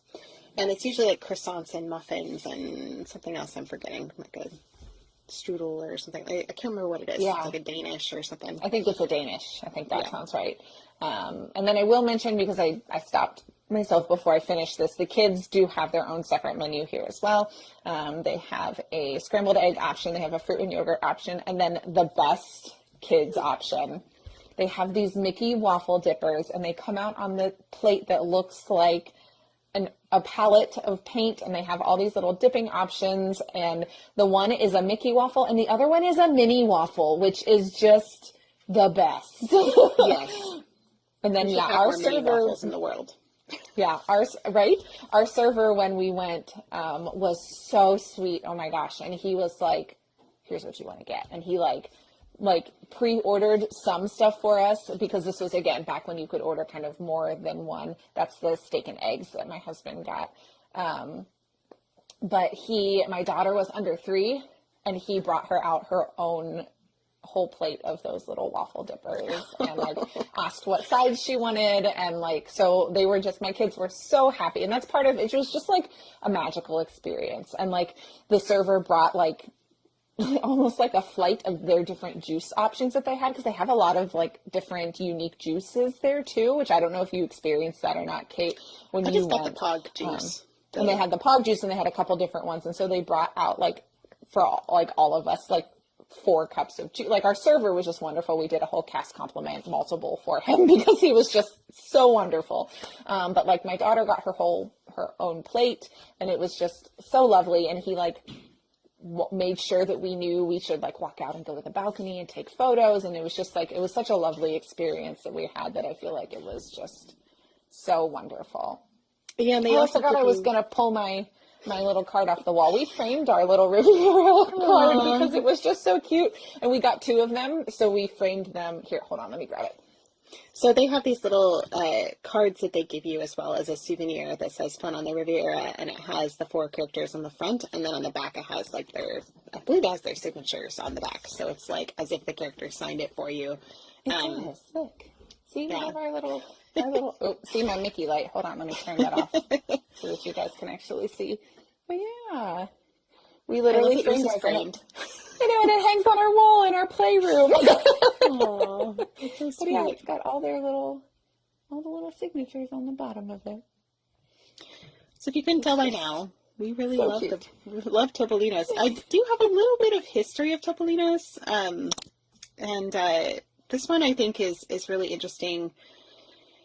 So Topolino's is, for those of you who don't know, is kind of like the Italian name for Mickey Mouse. It literally means little mouse. And this was a comic book series that was published in Italy starting in 1932 all the way to present day. There was a little bit of like a pause of it during the war, which is a whole nother story in itself that I won't get into right now. But you can still see this is what Topolino's look like back in the day. So basically what happened was the person who started releasing these Mickey cartoons didn't get licensing from Disney before they started releasing them in 1930s. So they paused. They eventually they changed it to Topolino for a little while after Disney was like, "Hey, like stop using my mouse." Right. And they eventually did make a contract with Walt Disney, and they continue to produce these for Italy. So Topolino is what they call Mickey Mouse in Italy. And that's so cute. Yeah, that's where that comes from. So if you're wondering what Topolino means, it's just kind of like Mickey Mouse in Italian. I have a question from Priscilla. It says, can you take your time eating there, or are they time limit? They did not rush us out. We lingered, and they were A-okay with it. So there's not a time limit. I know that they wanted turntables and things like that just in general for their own reservation system. So it's better to not stay forever. But they definitely did not push us out the door, and we were allowed to just watch the characters. And some of them even came around twice to us. So we were like, yeah. And the time that we sat there when we went, we saw all of the characters twice. Like they did their whole rounds twice. But they weren't going table to table. Yeah. So it was a little bit shorter of an interaction, but they would take the main walkways and pause and wave and do distanced photos. Like I've got photos of my kids sitting at the table with the characters in the background. So and they very much looked for okay, who's taking the photos, and they would pose and, that kind of thing. So again, I had a different experience just because it was right after kind of things were reopening, and our tables were distanced when we went, so no one was on either side of us. There was every other table that they did. That's not I still don't know. I know. I still don't know how I got that reservation, especially at the capacity that they were at. And we got it was an 8:45 reservation, and I was like, I don't know how that magic happened, but it happened, and it was lovely. Wonderful. I went during that time period too. It's funny to think about that. We could have been there at the same time, right? That's interesting. But yeah, I went there during that same time period, and they were doing the social distancing kind of thing. But now they definitely go table to table, and you can give them hugs and get up and take pictures with them and all those kinds of things again, which is wonderful. So in case you didn't know, just go get the reservation. Just do it. You will not regret it. It's amazing. And I think it's absolutely worth the money that you paid for that one. And I feel like it's not even as expensive as some of the others. It's still spendy, No, but it's it's not. fairly reasonable. But the thing about this is I'm more willing to pay at Topolino's because of the food quality. And I think that's Yes. really what sets it apart from the other options that we've talked about, from the buffets, the family style options, even the table service options. Their food here is just next level. Like, it just is. The menu offerings that they have and the theming of the kids stuff, and it's just all, because it's the newest option, you can just tell about the extra little thought that they put into everything. Yes. And I feel like it makes a huge difference. Yeah, I agree, 100%. Yeah. Well, do we want to hop over to Disneyland? Yes, before we hop over there, I did have a question that I wanted to answer that I almost forgot about. But I did have the question, we were talking earlier about making your reservations. Jordan asked, can you book all your reservations for the whole trip 60 days out from your day one? Yes. So what will happen is automatically the system will open up for your length of your reservation.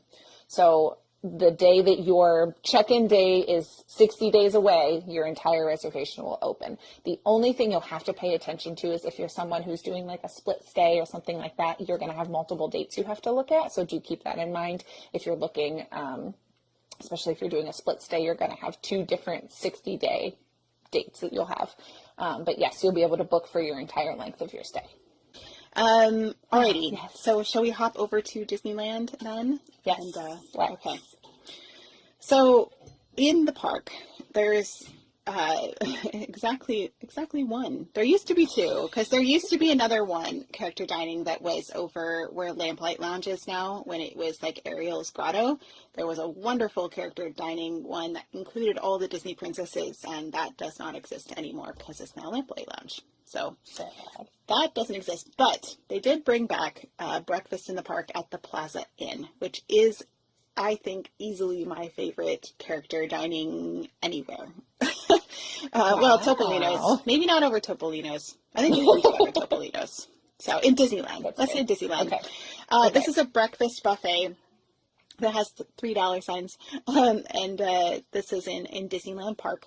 It's a Minnie and Friends breakfast with a rotating list of characters, and there are so many characters at this, and sometimes you get the extremely rare ones that you don't see anywhere else, and they just like pop out at this breakfast. So this is one of like my favorite Disney memories. Is we did kind of like a whole Peter Pan themed day, and my son was dressed like Captain Hook, and Captain Hook happened to be at the restaurant that morning. Oh, how fun. So my son was dressed like Captain Hook with Captain Hook. And then my daughters were all dressed like Wendy and Tinkerbell. And then we actually, after that, we went over to Pixie Hollow and met Tinkerbell. On our way out of Pixie Hollow, we ran into Peter Pan, and he like sat down and talked to my kids for like 5 minutes. And it was crazy cool. So anyway, that's just one of my favorite Disney moments. But you can also see, like, we've got Max was there when we went. That's so fun. And then they had, okay, here's Minnie. There's my kids in all those outfits. So, but, and then we had the fairy godmother was also there. I love when fairy godmother is out, like Dave made. She is one of the most fun meet and greets to have. She's so wonderful. Like, she's just, she feels like your fairy godmother when you talk to her. And total side note, I met her completely randomly in, 2015, I think it was. I was with my best friend who was a cast member at the time, and we were just wandering around Magic Kingdom, and she just happened to be meeting by like the castle turrets back behind the castle in New Fantasyland. And she's one of those characters that can be aware of other characters and other universes happening. And I don't remember, we had on character shirts or something that she made a comment about. And then she was like, well, girls, we must take a selfie together. It was just like the best. And we did the selfie, and she did like because at that time the duck lip pose was like the super like funny thing. And so I've got this amazing selfie. I'll have to post it in the Discord after we get off of here, of my best friend and I and the fairy godmother all doing that pose together. And she just is one of the most fun characters that, like, when I see her, I'm like, nope, I'm going. I don't even care what else is happening. I'm going to meet her. She's amazing. Oh, yes. That's wonderful. That's such a fun So story. much fun. They also sometimes will have Winnie the Pooh and characters from Winnie the Pooh there as well. I have like ones of Tigger and Winnie the Pooh and just all of them. It's like, so anyway, long story short, this is a place to meet a lot of really unique characters will pop out here, and you just kind of never know who you're going to get. So you can't really go, Minnie's going to be there. Usually there's like a photo opportunity with Minnie. But beyond that, it's like Minnie and her friends. So Yeah. whoever's coming to the party that day. So they have things that it's a buffet. So they have made to order omelets in it. They do have scrambled eggs and sausage and biscuits and gravy and those kinds of things. They've got the Mickey waffles, breakfast potatoes, danishes and croissants and fruit. It's just your standard kind of buffet fare is what's in here. And so I would not say this is necessarily like for the food I'd go for this one. It is definitely the atmosphere and the characters that you get with this place is out of this world. So a little bit of background, just a tiny bit of trivia about this this place. I just want to show you some pictures of the Plaza Inn. For those of you who are not familiar with it, it's at the end of Main Street and it looks towards the hub. So there is also a Plaza Inn in Disney World, but it's really different. It is not the same in any way. It used to be the Red Wagon Inn way back once upon a time is what it was originally called, but it has this gorgeous interior, and if you feel like you are dining in luxury when you're dining in there in some ways, it definitely has that luxurious feel. And I want you specifically to look at the chandeliers and the stained glass that's up on the ceiling, because those have a history, as well as some of the woodwork that you see. So the stained glass ceiling in the entrance hall and the foyer are taken from 16 St. James Park in LA. So this is a mansion that was built for Baroness Rosa von Zimmermann in 1870. So all this stuff is taken from a mansion from 1870. Basically, Disney bought a mansion and then stripped it of parts to put in the Plaza Inn. That's crazy. Yeah. So Walt Disney said, in this restaurant, the food is going to be the show, along with the atmosphere. So the Plaza Inn is also open for lunch and dinner in a buffet as well, but it's not a character meal. So I love that he said this. This is what Walt Disney said to Emile Curie, who is the one who went and found all of these things to put in the Plaza Inn. He said, "The average factory worker or truck driver can't afford luxury for himself or his family. So I want you to make the interior really luxurious. Even our prices are going to be cafeteria prices." Walt wanted the Plaza Inn to be absolutely the most luxurious things for the average family, which just warms my heart. Yeah, Walt gets it. He knew that not everybody could afford to go to those extremely fancy restaurants, but he wanted people to have that experience, even if they didn't make a lot or earn a lot for a living. So obviously some things have changed at Disney over those time, but you can still experience that kind of like old world kind of, wealthy vibe, so to speak, on for regular prices. So anyway, I also mentioned that Walt had his hideout in this restaurant on one side and then moved to the other. It was basically the precursor to Club 33. This is where they had he called it the Palm Room. So this is where they had VIPs and dignitaries and whatnot would come and dine here with Walt before they opened Club 33, which Walt never actually saw. So this was where Walt's hideout was, and there's a door you can go see that's near the restaurants on the the restrooms on the far side. There's a door on the exterior that looks like it has little like rectangles around it, and that was the door to the second location for his hideout, and it's still there. So that's so cool. I was going to ask if it was like part of the restaurant or if it was somewhere separate or where it was. So that's really cool. Yeah, and it matches, the door itself actually matches one, not exactly because one has colored glass and one has clear, but it matches the door that is in the door in his apartment that's over the firehouse where you go out to the patio that's connected to it. The door is the same there. So that's a door you wouldn't normally get to see, but you do get to see, but you don't know that it's special. So anyway, if that made sense. Right. Yes, totally. To the average park goer, it's just a random door. To those of you who know, you know. It's more than just a door. I have lots more to say about that, but I'm going to pause myself there so we can move on because we got lots of other things to talk about here. Yeah, so that is, like Kate said, your one in-park option at Disneyland for character dining is at the Plaza Inn.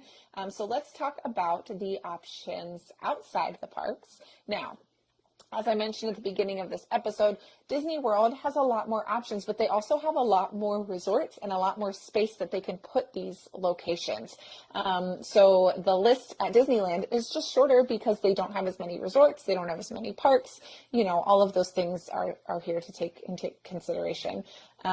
So let's talk about outside the parks. Let's talk about Storytellers Cafe, which is at the Grand Californian Resort. Yeah, I will say along those lines, I also think they do less character meals. Personally, I think they do less character meals at Disneyland because there's more locals and there's less like family destination travel, and like people are more likely to pay for that premium for that experience at Disney World than they would be at Disneyland, I think. Also very true. I would agree with that. Yes, for sure.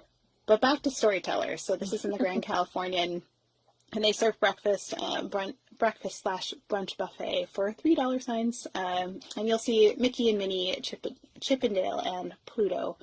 And do you want to talk about the food there? I'll see if I can pull up some pictures. Yeah, so they kind of have two different menus that they serve based on what their buffets offer. So they have a whole section of cold selections, which would include things like cereal and milk, your yogurt, your pastries, things that you don't have to keep warm in those kind of instances, fruit. They have a smoked salmon bar, those types of things. And then they also have the hot selections option, which is your oatmeal, your made-to-order omelets, scrambled eggs, your bacon, your sausage, your Mickey waffles, those types of things. They do have chili verde chilaquiles, which I think I said that correctly, and hash browns and eggs Benedict and all sorts of other fun things, seasonal French toast, and they do have cocktails, wine, and beer here as well. So you get some cold, you get some hot, you get a little bit of everything.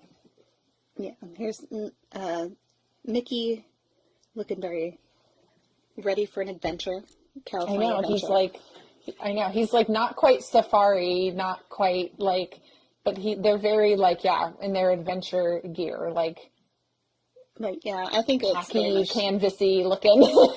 It's very much like if you're going hiking or something, like this one is for Chip and Dale. They're kind of like I'm trying to figure out how to explain it. They're like he's got his 10 essentials. Yes. Wilderness Explorers, except without the the colors of the Wilderness Explorers. They're just regular explorers. But Disney Explorers. Some pictures of the food there as well. So that is. Do we have anything else we want to share about that? It's pretty straightforward.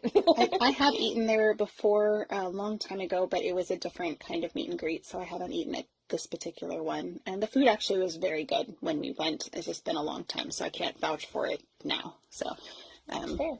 Yeah, Things but change. I do Times love the are Grand changing. Californian. Speaking of the Grand Californian, our next one is at Napa Rose, which is also in the Grand Californian, but it's in its luxury restaurant. On a side note, if you're going without kids and it's a special anniversary or you just really love to eat, see if you can get a reservation at the chef's counter, which you can only get by calling the restaurant a couple months in advance and specifically requesting to sit at the chef's counter. And that's when the chef will actually prepare you a meal based on they'll chat with you and see what you like, and then they'll prepare you a meal based on what you said, so multi-course meal, and you'll sit right next to the kitchen looking into the kitchen, so you're kind of in the hot seat watching them cook all of the things. Sometimes you'll sit at the pastry counter so you can watch them prepare all the desserts. It's actually a really amazing experience, and it's fairly affordable for what it is. I feel like it was maybe a little over $100 or something when I went. Could be a little bit more now, but that's a great experience. It's not a character dining experience, but it's kind of a character. You get to see the characters in the kitchen. So, but that's for Napa Rose, to put it, I know. So Napa Rose, they have the Princess Breakfast Adventures, which is very pricey, very top tier pricing. They've got the characters rotate. They've got Mulan, Jasmine, Belle, Cinderella, Aurora, Rapunzel, Ariel, Tiana, and Pocahontas. And these, it's just say princesses because Yeah. It's whoever shows. Yeah, and it's like it's a good, I mean, 5 to 6 to 7 characters depending on the day. From what I saw a lot when I was doing kind of research on this, it looked like it was a lot of characters that rotate a lot, and you get a good amount whenever you go. And I will say that I was looking at prices on this one in particular. It starts in the slow season at $125 per person. That's a lot. Yes. So you are definitely like special paying. nights. Yes, you are paying. But I will say the food helps that price point. The characters definitely help that price point, but the food also helps that price point because it is a full 3-course meal. Yeah. And it looks really good. They've got like lobster rolls, beignets, chia pudding for the first course. The second course is a buffet style second course with Mickey waffles, eggs, bacon, fruit, mac and cheese. So you can choose what you like. And then the third course is they have a large dessert menu featuring chocolate princess cake pops, white chocolate slipper, and strawberry ganache, and petite fruit tarts and more. So I also heard that there might be a little bit of a show involved where they spread pixie dust over the desserts, which sounds really special. Ooh, that sounds fun. I'm guessing edible pixie dust. I would also guess hope. that, but I mean, you never know, I guess. No. Yeah. And I think part of the premium price is also because children get a lot of extra things with this. So you get an autograph book and a pen. You get a choice of a princess crown necklace or a sword, and then you also get a photo portrait opportunity.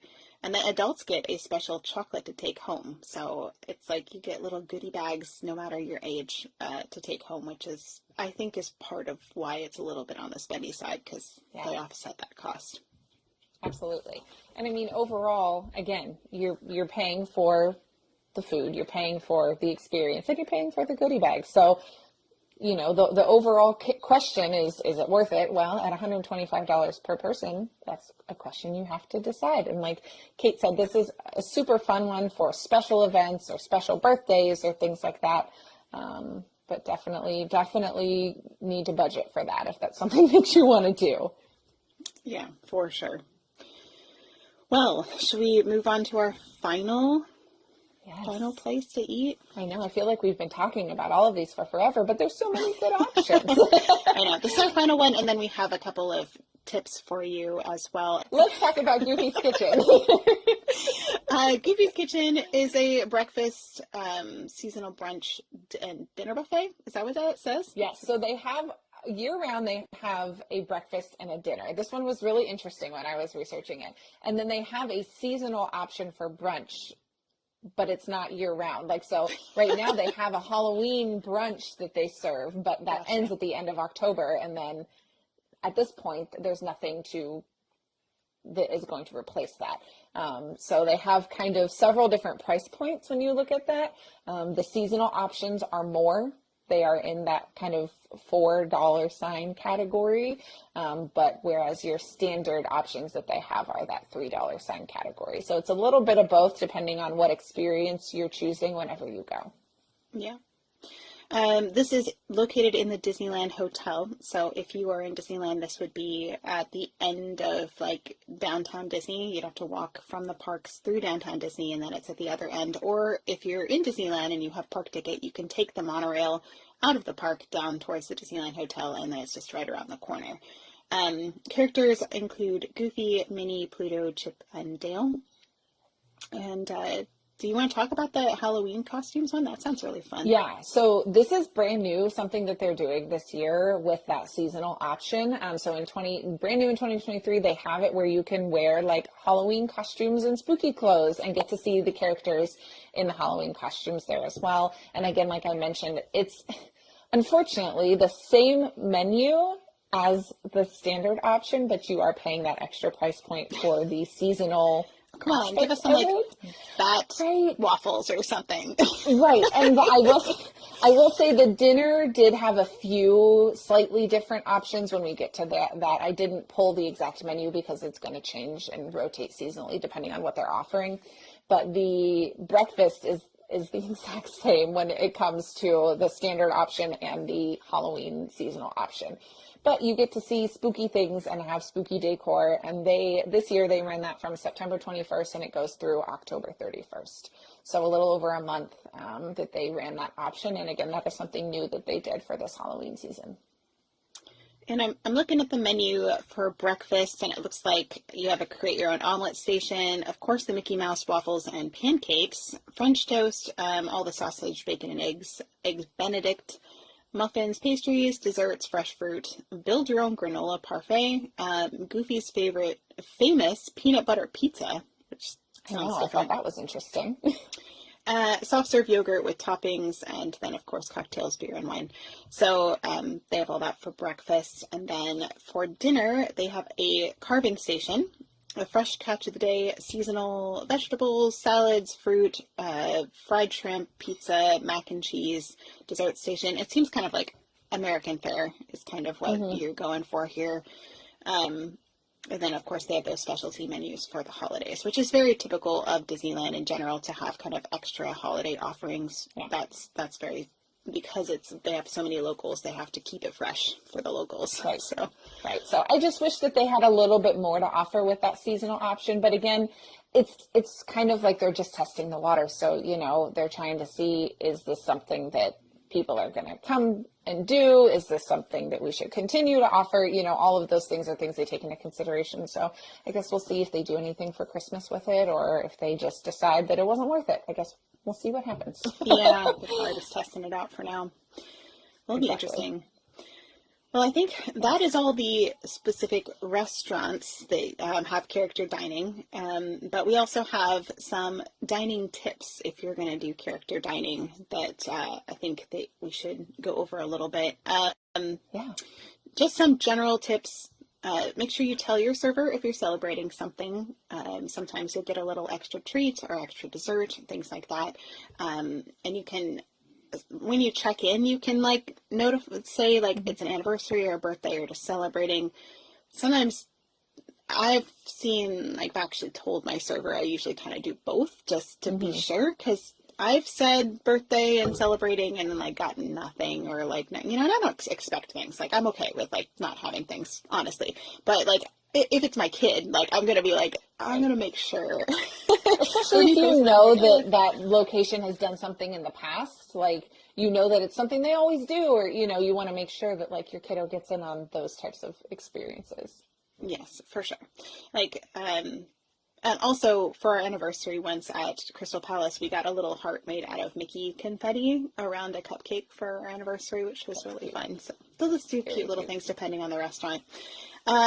Also, make sure you prep your members of the family that are going with you who are maybe not Disney people for what to expect at a character meal, especially if you have grandparents involved or just aunts and uncles that are just not used to the Disney scene, because this is really different dining experience than most people would expect. It's not really a sit down and enjoy the conversation kind of meal. It's there's a lot of up and down and meeting characters and interruptions, and then if there's and taking photos, and if there's a buffet, there's running it back and forth to the buffet, and it can be also challenging if you've got littles with the buffet. Not that you can't figure it out, especially if you have multiple adults and people can watch kids and stuff, but my kids are older, so they can go and get their own food. But take that into account if that's something you want to do. If you are maybe just traveling the two of you with your baby, and you're not baby, maybe toddler, and you have to get them food, and you have to get you food, and it's doable, but it's another thing you have to think about.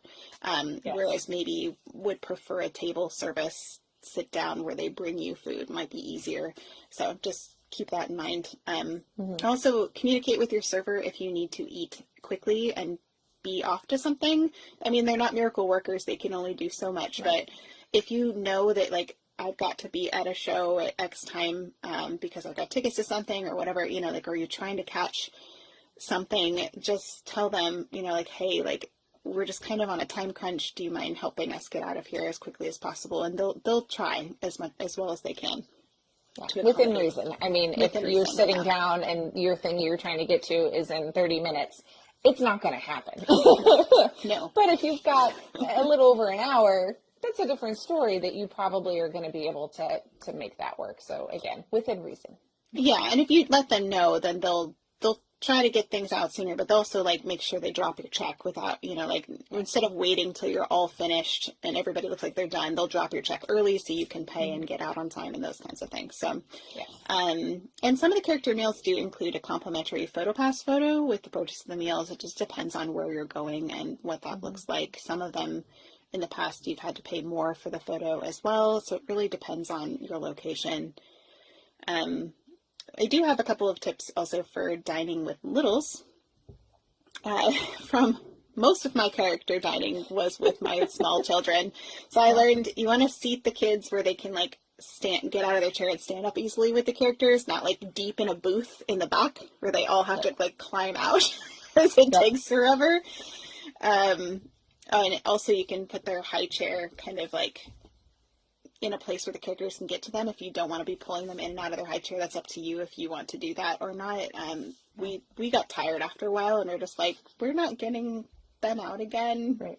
And some of the locations, the characters truly do come like back to back to back once you start with the first character. So like when we did Chef Mickey's with my kiddo when he was that little, my husband just kept him on his lap because we could see the other characters were going to be coming to us. So he just ate from my husband's lap for the in-between. We took a couple bites and then prepped for the next character. So you can kind of see, and I think at Crystal Palace was very similar. Like they kind of came fairly close together, just with the way they move through the restaurant to make sure that everyone gets to see all the characters and all of that. So once you kind of start that experience, you can maybe time it so you're not having to do the in and out quite as much. Yes, for sure. And I love, you mentioned, having them on your lap is a great way to help with like the characters that might seem a little bit big and scary to your kids. Like, and also mine, here you can see that I put my little baby girl in a high chair and then Pooh just kind of like blew kisses from around the corner. Oh, they're so great, the characters. Yeah,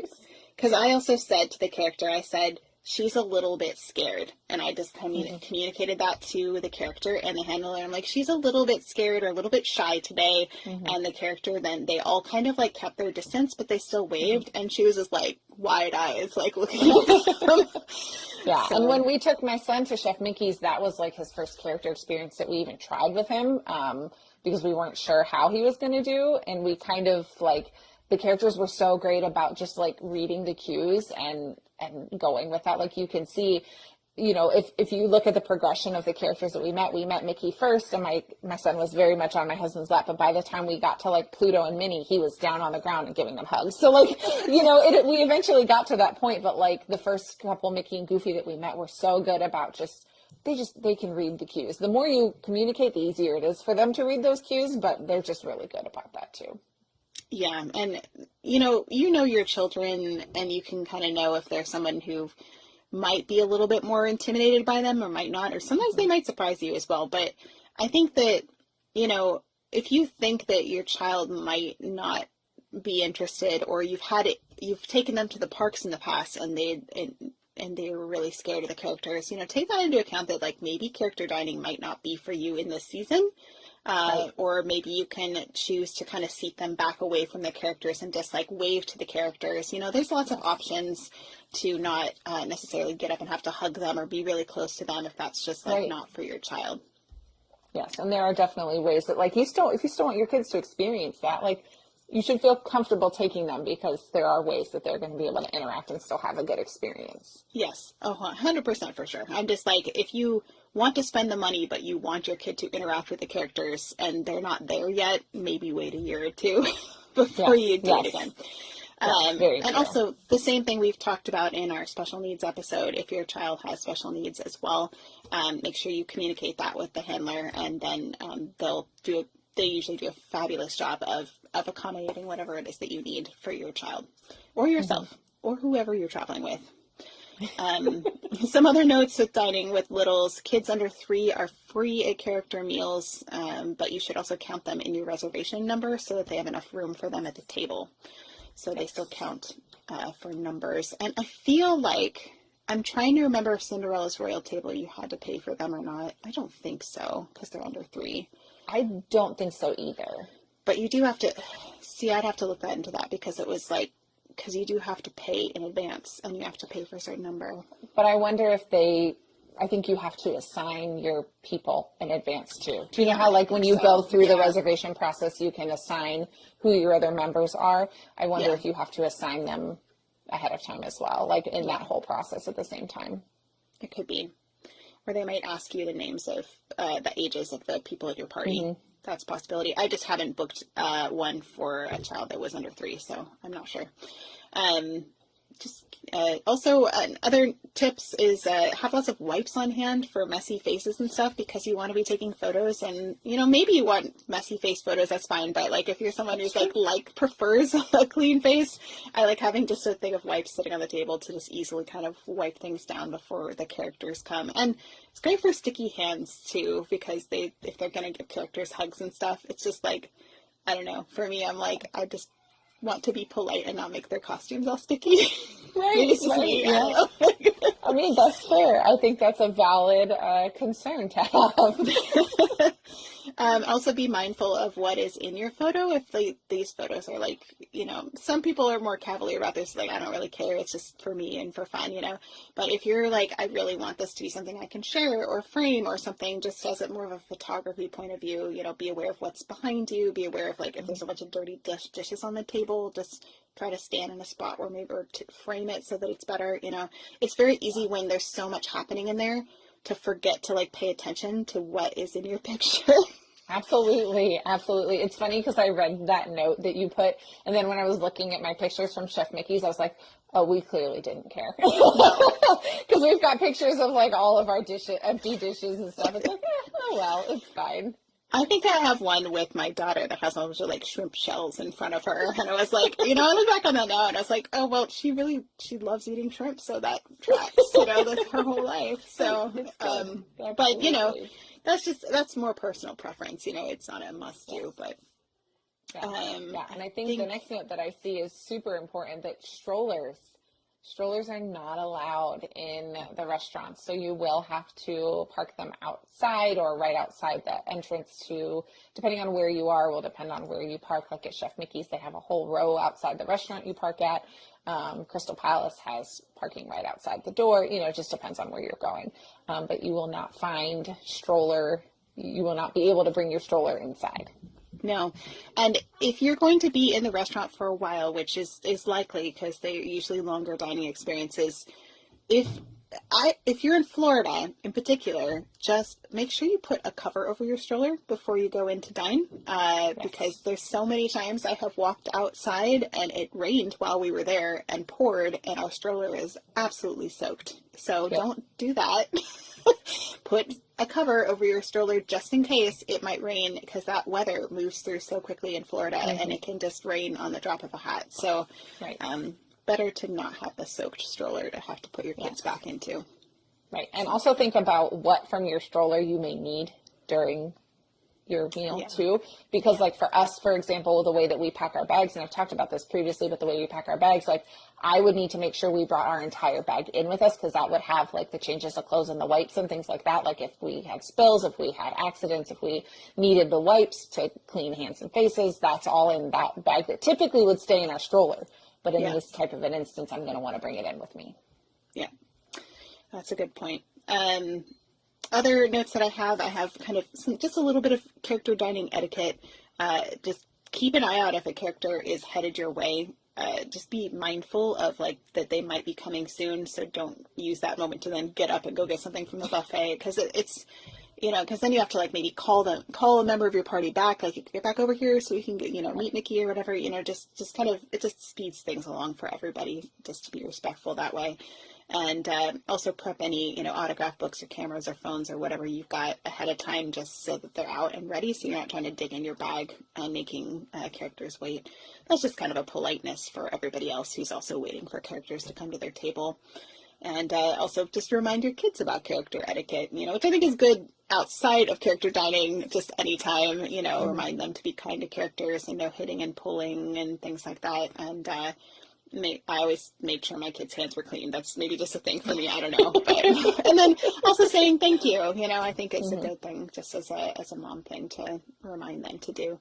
And I will say along with that too, just making sure that your kiddos are, you're reminding them to be patient, because they're going to see the character at the table next to you and they're going to want to run over there and give hugs and be super excited. So just reminding them, like, I know you're so excited.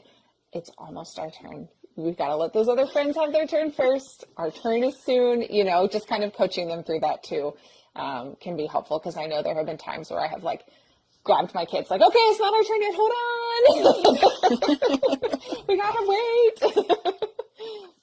Yeah, it is true. Like, you can't approach the characters, or you shouldn't approach the characters if they're not at your table. So that's being respectful to those people that are at other tables. That's a good point, Jackie.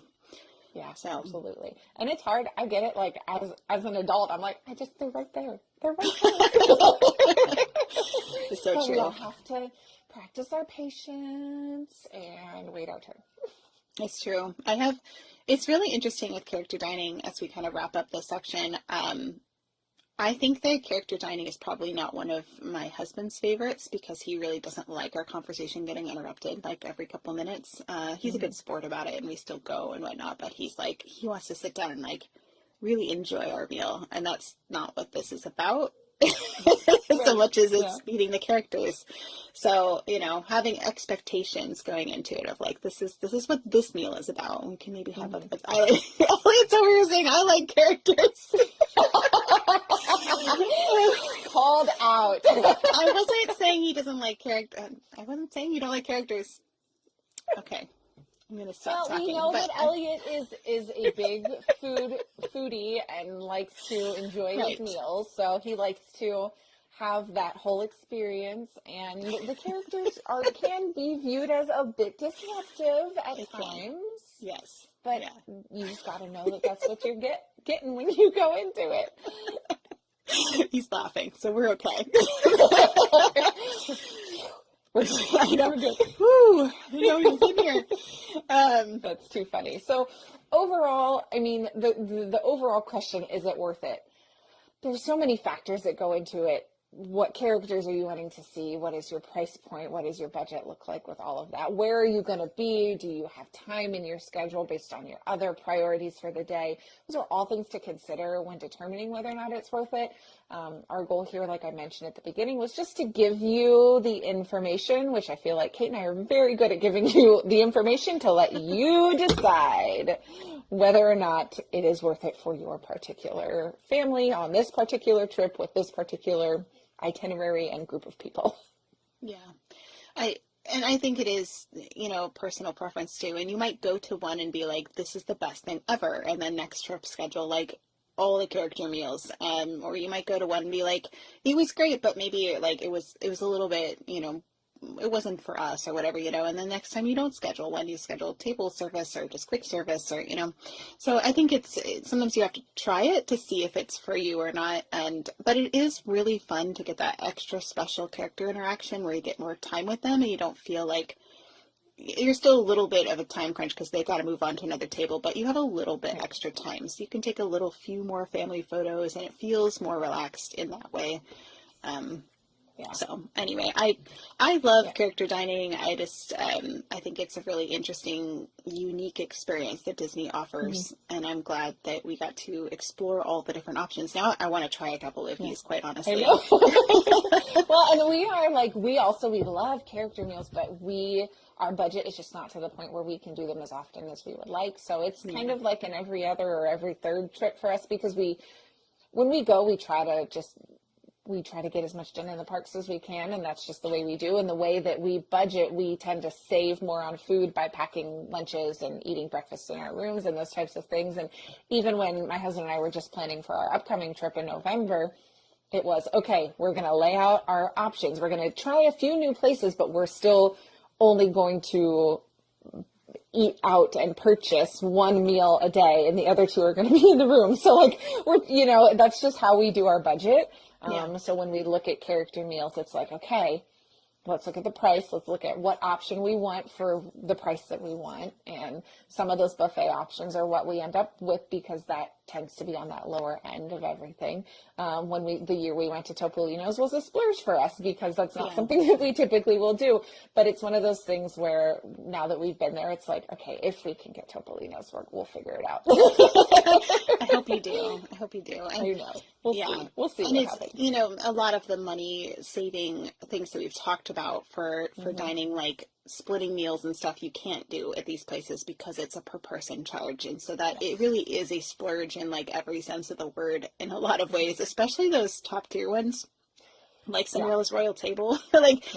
Honestly, I think that everybody should try Cinderella's Royal Table once, but it's so expensive. I can't be like, you have to do this. Like, I don't recommend it for everybody because it's just, I don't want to be like, well, sorry, you can't afford it, but it's the thing you should do. Like, it's really expensive. So it's okay if you can't afford these character dining meals, you can still see many of these characters outside of these places. So don't feel like, oh, I'm missing out on the major Disney experience. But I'm like, a lot of these it's just good food with the characters that you see in the parks. So, and I will say this is also not the best food on property either. So, a lot of it has really good food. But like some of them, their options, it's good food. It's not like amazing top tier level. So like Kate said, it is what it is. And the thing is too, if you're someone that's like, okay, I really want to try to save for this, we have a whole episode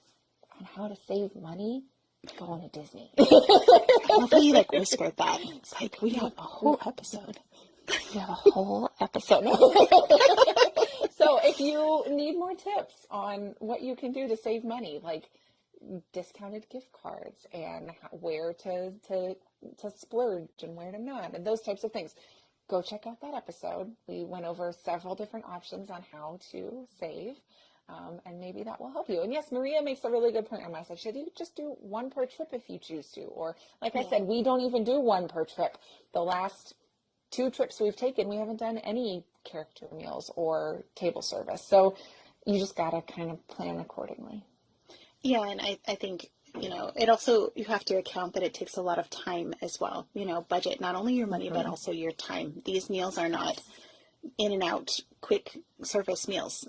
You want to take your time. Sometimes it takes a little while for all the characters to get to you if you want to see all of them. So take into account that this is like an investment in time, which is also time away from all the other things you could be doing. So we don't do them often for that reason alone, not even financial, but just like it takes so much time to do it, and there's a lot of other things we want to go do instead. So take that into account. I mean, I would say the majority of these places are 1.5 to 2 hours minimum of the experience to make sure you see all the characters, you eat all your food, all of that. And Maria again made another good point. They go on an off day. Yeah. So if you have a non-park day, that's the perfect day to do one of these outside of the park options. Or if you've got maybe 2 days in one park, you could do one of those inside the park options if you're concerned about time and whether or not you're going to be able to fit in everything else as well. Yeah, we like to do them at the end of the week because we're so tired by that point. We want to sit down for 2 hours. At the beginning of the week, it feels like you're like hamstringing yourself and you're like, I want to go on all the rides. And like, you're like, oh, we have to sit here and wait. And it's frustrating. But at the end of the week, you're like, nah, I'm good. Maybe I'll sit here a little longer. Right. Exactly. So yeah, all very good points. And again, if you can do them, great. If you can't, maybe in a couple trips, you'll be able to. Yeah. Well, I think that wraps up our character dining portion of this episode. Yes. Should we go on to our new segment called Ask the Moms? So today on Ask the Moms, our question, so my family is split on what types of attractions we want to do. How does that work with our Genie Plus and our itinerary? Split like... They're not sure so which attractions to go on. Certain members want to do like the thrill rides where other members do not. That type of split. Oh, okay. So how does that work with Genie Plus and with planning the itinerary for the day? Is the question. I know how to do it without Genie Plus. Do you want to answer the Genie Plus portion, and then maybe I'll give another option? Okay.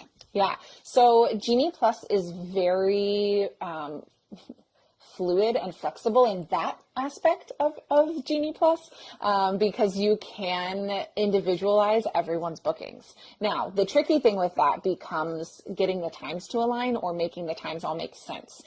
So let's say you've got a family of 5 and 2 want to do thrill rides and 3 want to do just like the slow moving dark ride type attractions. You can easily book the 2 for, let's say we're at Magic Kingdom, you can easily book the 2 for Space Mountain and Big Thunder Mountain and Seven Dwarves and all those types of things, where you book the 3 for all of the other rides. The tricky thing will become you're then looking at 2 different times that you can book, because you're essentially running 2 completely separate days at that point in time. Ooh. Right. So you want to make sure that my best advice to you, if that's something that you need to do with your Genie Plus, is try to align your times as much as possible and try to align your rides as much as possible. So for example, if you're someone who wants to, let's say the 2 want to go on Space Mountain, send your 3 to somewhere like Buzz Lightyear that's really close by. That way you can kind of all head there together, you're tapping in similar times, and then you're meeting up again when you're done. That type of thing. Let's say the 2 want to go on Big Thunder Mountain and the 3 don't. Pick a ride that's nearby Big Thunder. Big Thunder's a little bit off the way, so you're going to have to come in on the other side in of the water. park. I know. But you could do something like Pirates. You could do something like you could do something up further like Haunted Mansion. It's a little further of a walk with Big Thunder. But just look at your map and kind of plan it accordingly, so that way you're going to similar parts of the park, because that's going to help you be able to then meet up to go. Maybe you all want to go on Peter Pan. So you want to make sure that you're in a location that is going to make sense, that you can all meet up and then you can all book your Peter Pan time all together. Because I would assume if you're traveling together, there are probably rides you also want to do together. So aligning your times and aligning those types of things. Yeah, exactly, Maria. If your 2 want to do Mine Train, send your other 3 to Pooh or to Little Mermaid or something close by, Teacups, those types of things. So that way your proximity is close and your timing is close. That's the easiest way to do it.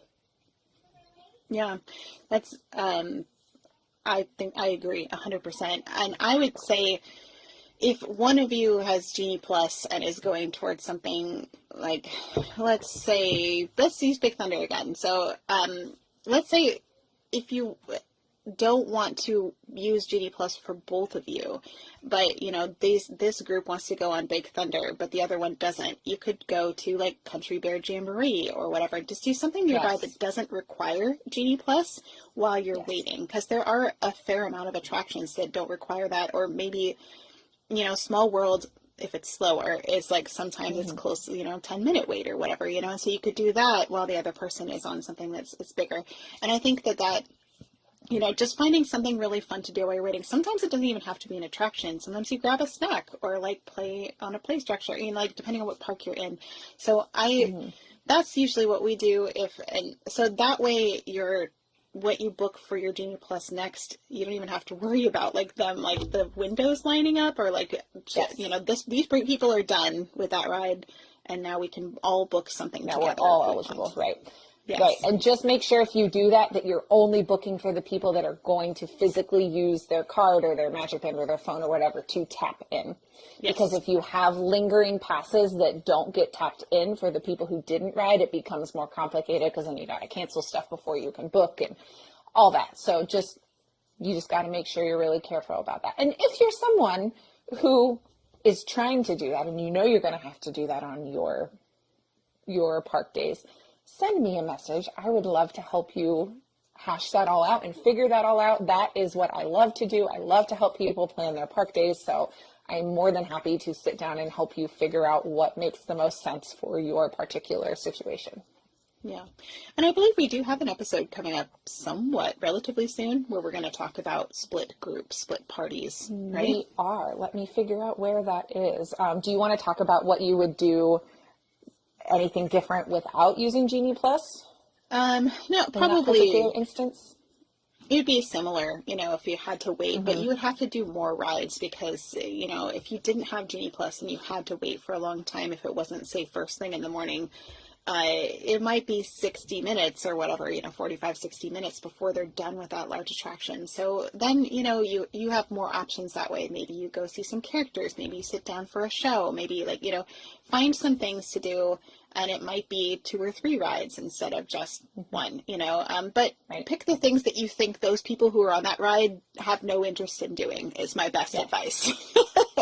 Yeah, and I literally have been in that situation. So the trip that we took where we just saw those pictures in our episode of my kiddo meeting Mickey, that particular instance was the first time we had visited the park since Flight of Passage opened in Animal Kingdom.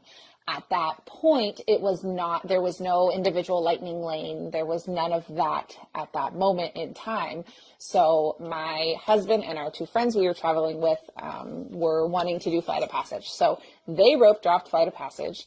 I was 8 months pregnant and also had my toddler, so I did not go to Flight of Passage.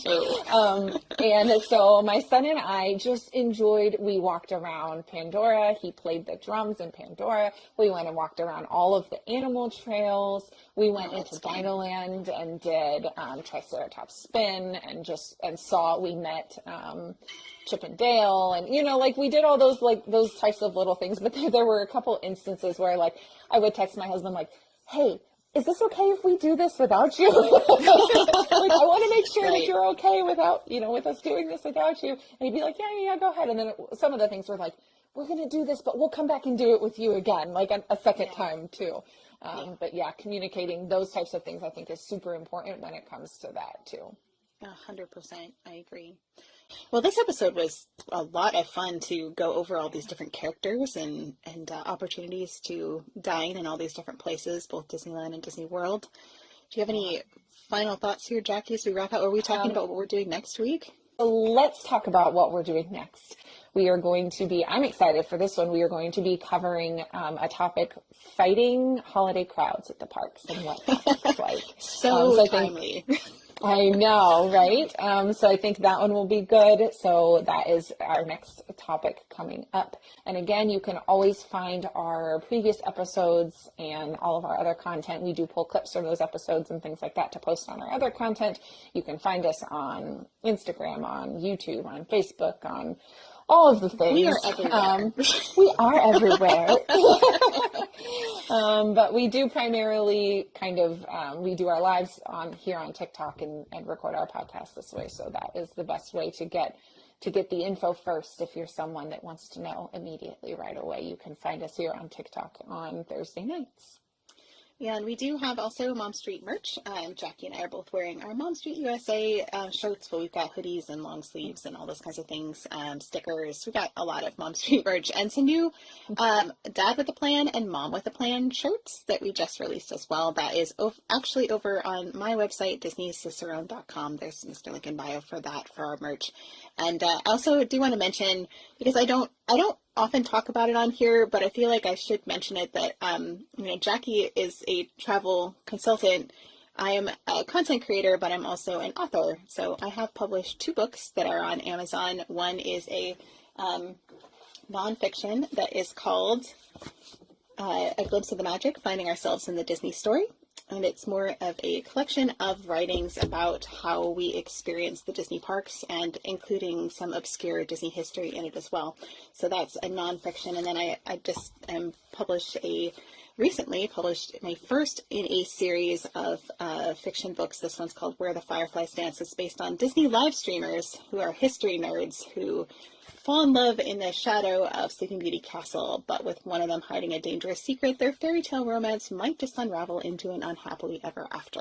So it is a romantic suspense that is set in the Disney parks, starring Leah Me to the Magic and Lucas Disnerd, these 2 creators in my book. So it is a series. I'm working on writing the second one right now, but those are both available on Amazon, also on Barnes & Noble, both in digital and in print. And Glimpse of the Magic does have an Audible version as well. So if you'd like to hear me read my book, you can do that. And if you're not sure if you want to hear Kate. because she's got the perfect voiceover audiobook voice if I've ever heard one. Oh, thanks, Jackie. I appreciate that. And I will mention, Kate talked about merch. I do want to remind you, subscribers to our Mom Street account, you have your subscriber specific code for 20% off of a Mom Street merch item in your subscriber note. So check that out if you are a subscriber. If you are just a podcast listener, I'll give you a bonus time to hear this code that we've got on our website for you, and that is Mom Street 10. So Mom Street and the number 10 will get you 10% off a Mom Street merch item on Kate's website as well. So if you are wanting to grab a shirt or a hoodie for chilly or weather that's coming, hopefully it's been really warm in Ohio and I'm over it. It's 77 here today. I was like, what is happening? It was in the 80s here today. It's October. It's too hot. I don't know what Ohio's doing. It's fine. It's fine. We're fine. I'm not going to talk about it anymore because it just makes me sad because I want fall. I want to wear my spooky hoodie that I made last year. Please, come on. Me too. I want to curl up with a good book and a fireplace and a like nice warm blanket. That's what I want. That's all I want in life. Exactly. So yes, utilize those codes. They are good through the month of October. If you would like to grab some fun merch off of Kate's website. Yeah, so DisneySisterOwn.com. There's also information there about all of my books as well, and links and things. So, thank you everybody for joining us for this episode of Mom Street USA. It's been so fun to talk about character dining with you guys and all the different options that are available, and also some like what's worth it, is it not, having that discussion as well. We really appreciate you guys being along on this journey with us. And Jackie, do you have any final thoughts as we wrap up here? It's just been fun to chat about our personal experiences and kind of give you all the info to help you better make those decisions. We hope that it was helpful to you and that you feel more informed, so that way on your next trip you will know exactly what you want to do when it comes to character meals. Absolutely, 100%. Well, thank you everybody for being with us on this journey through the character dining, and we will see you next time on Mom Street USA. Everybody have a great night. Have a great night, everybody. See ya. Bye.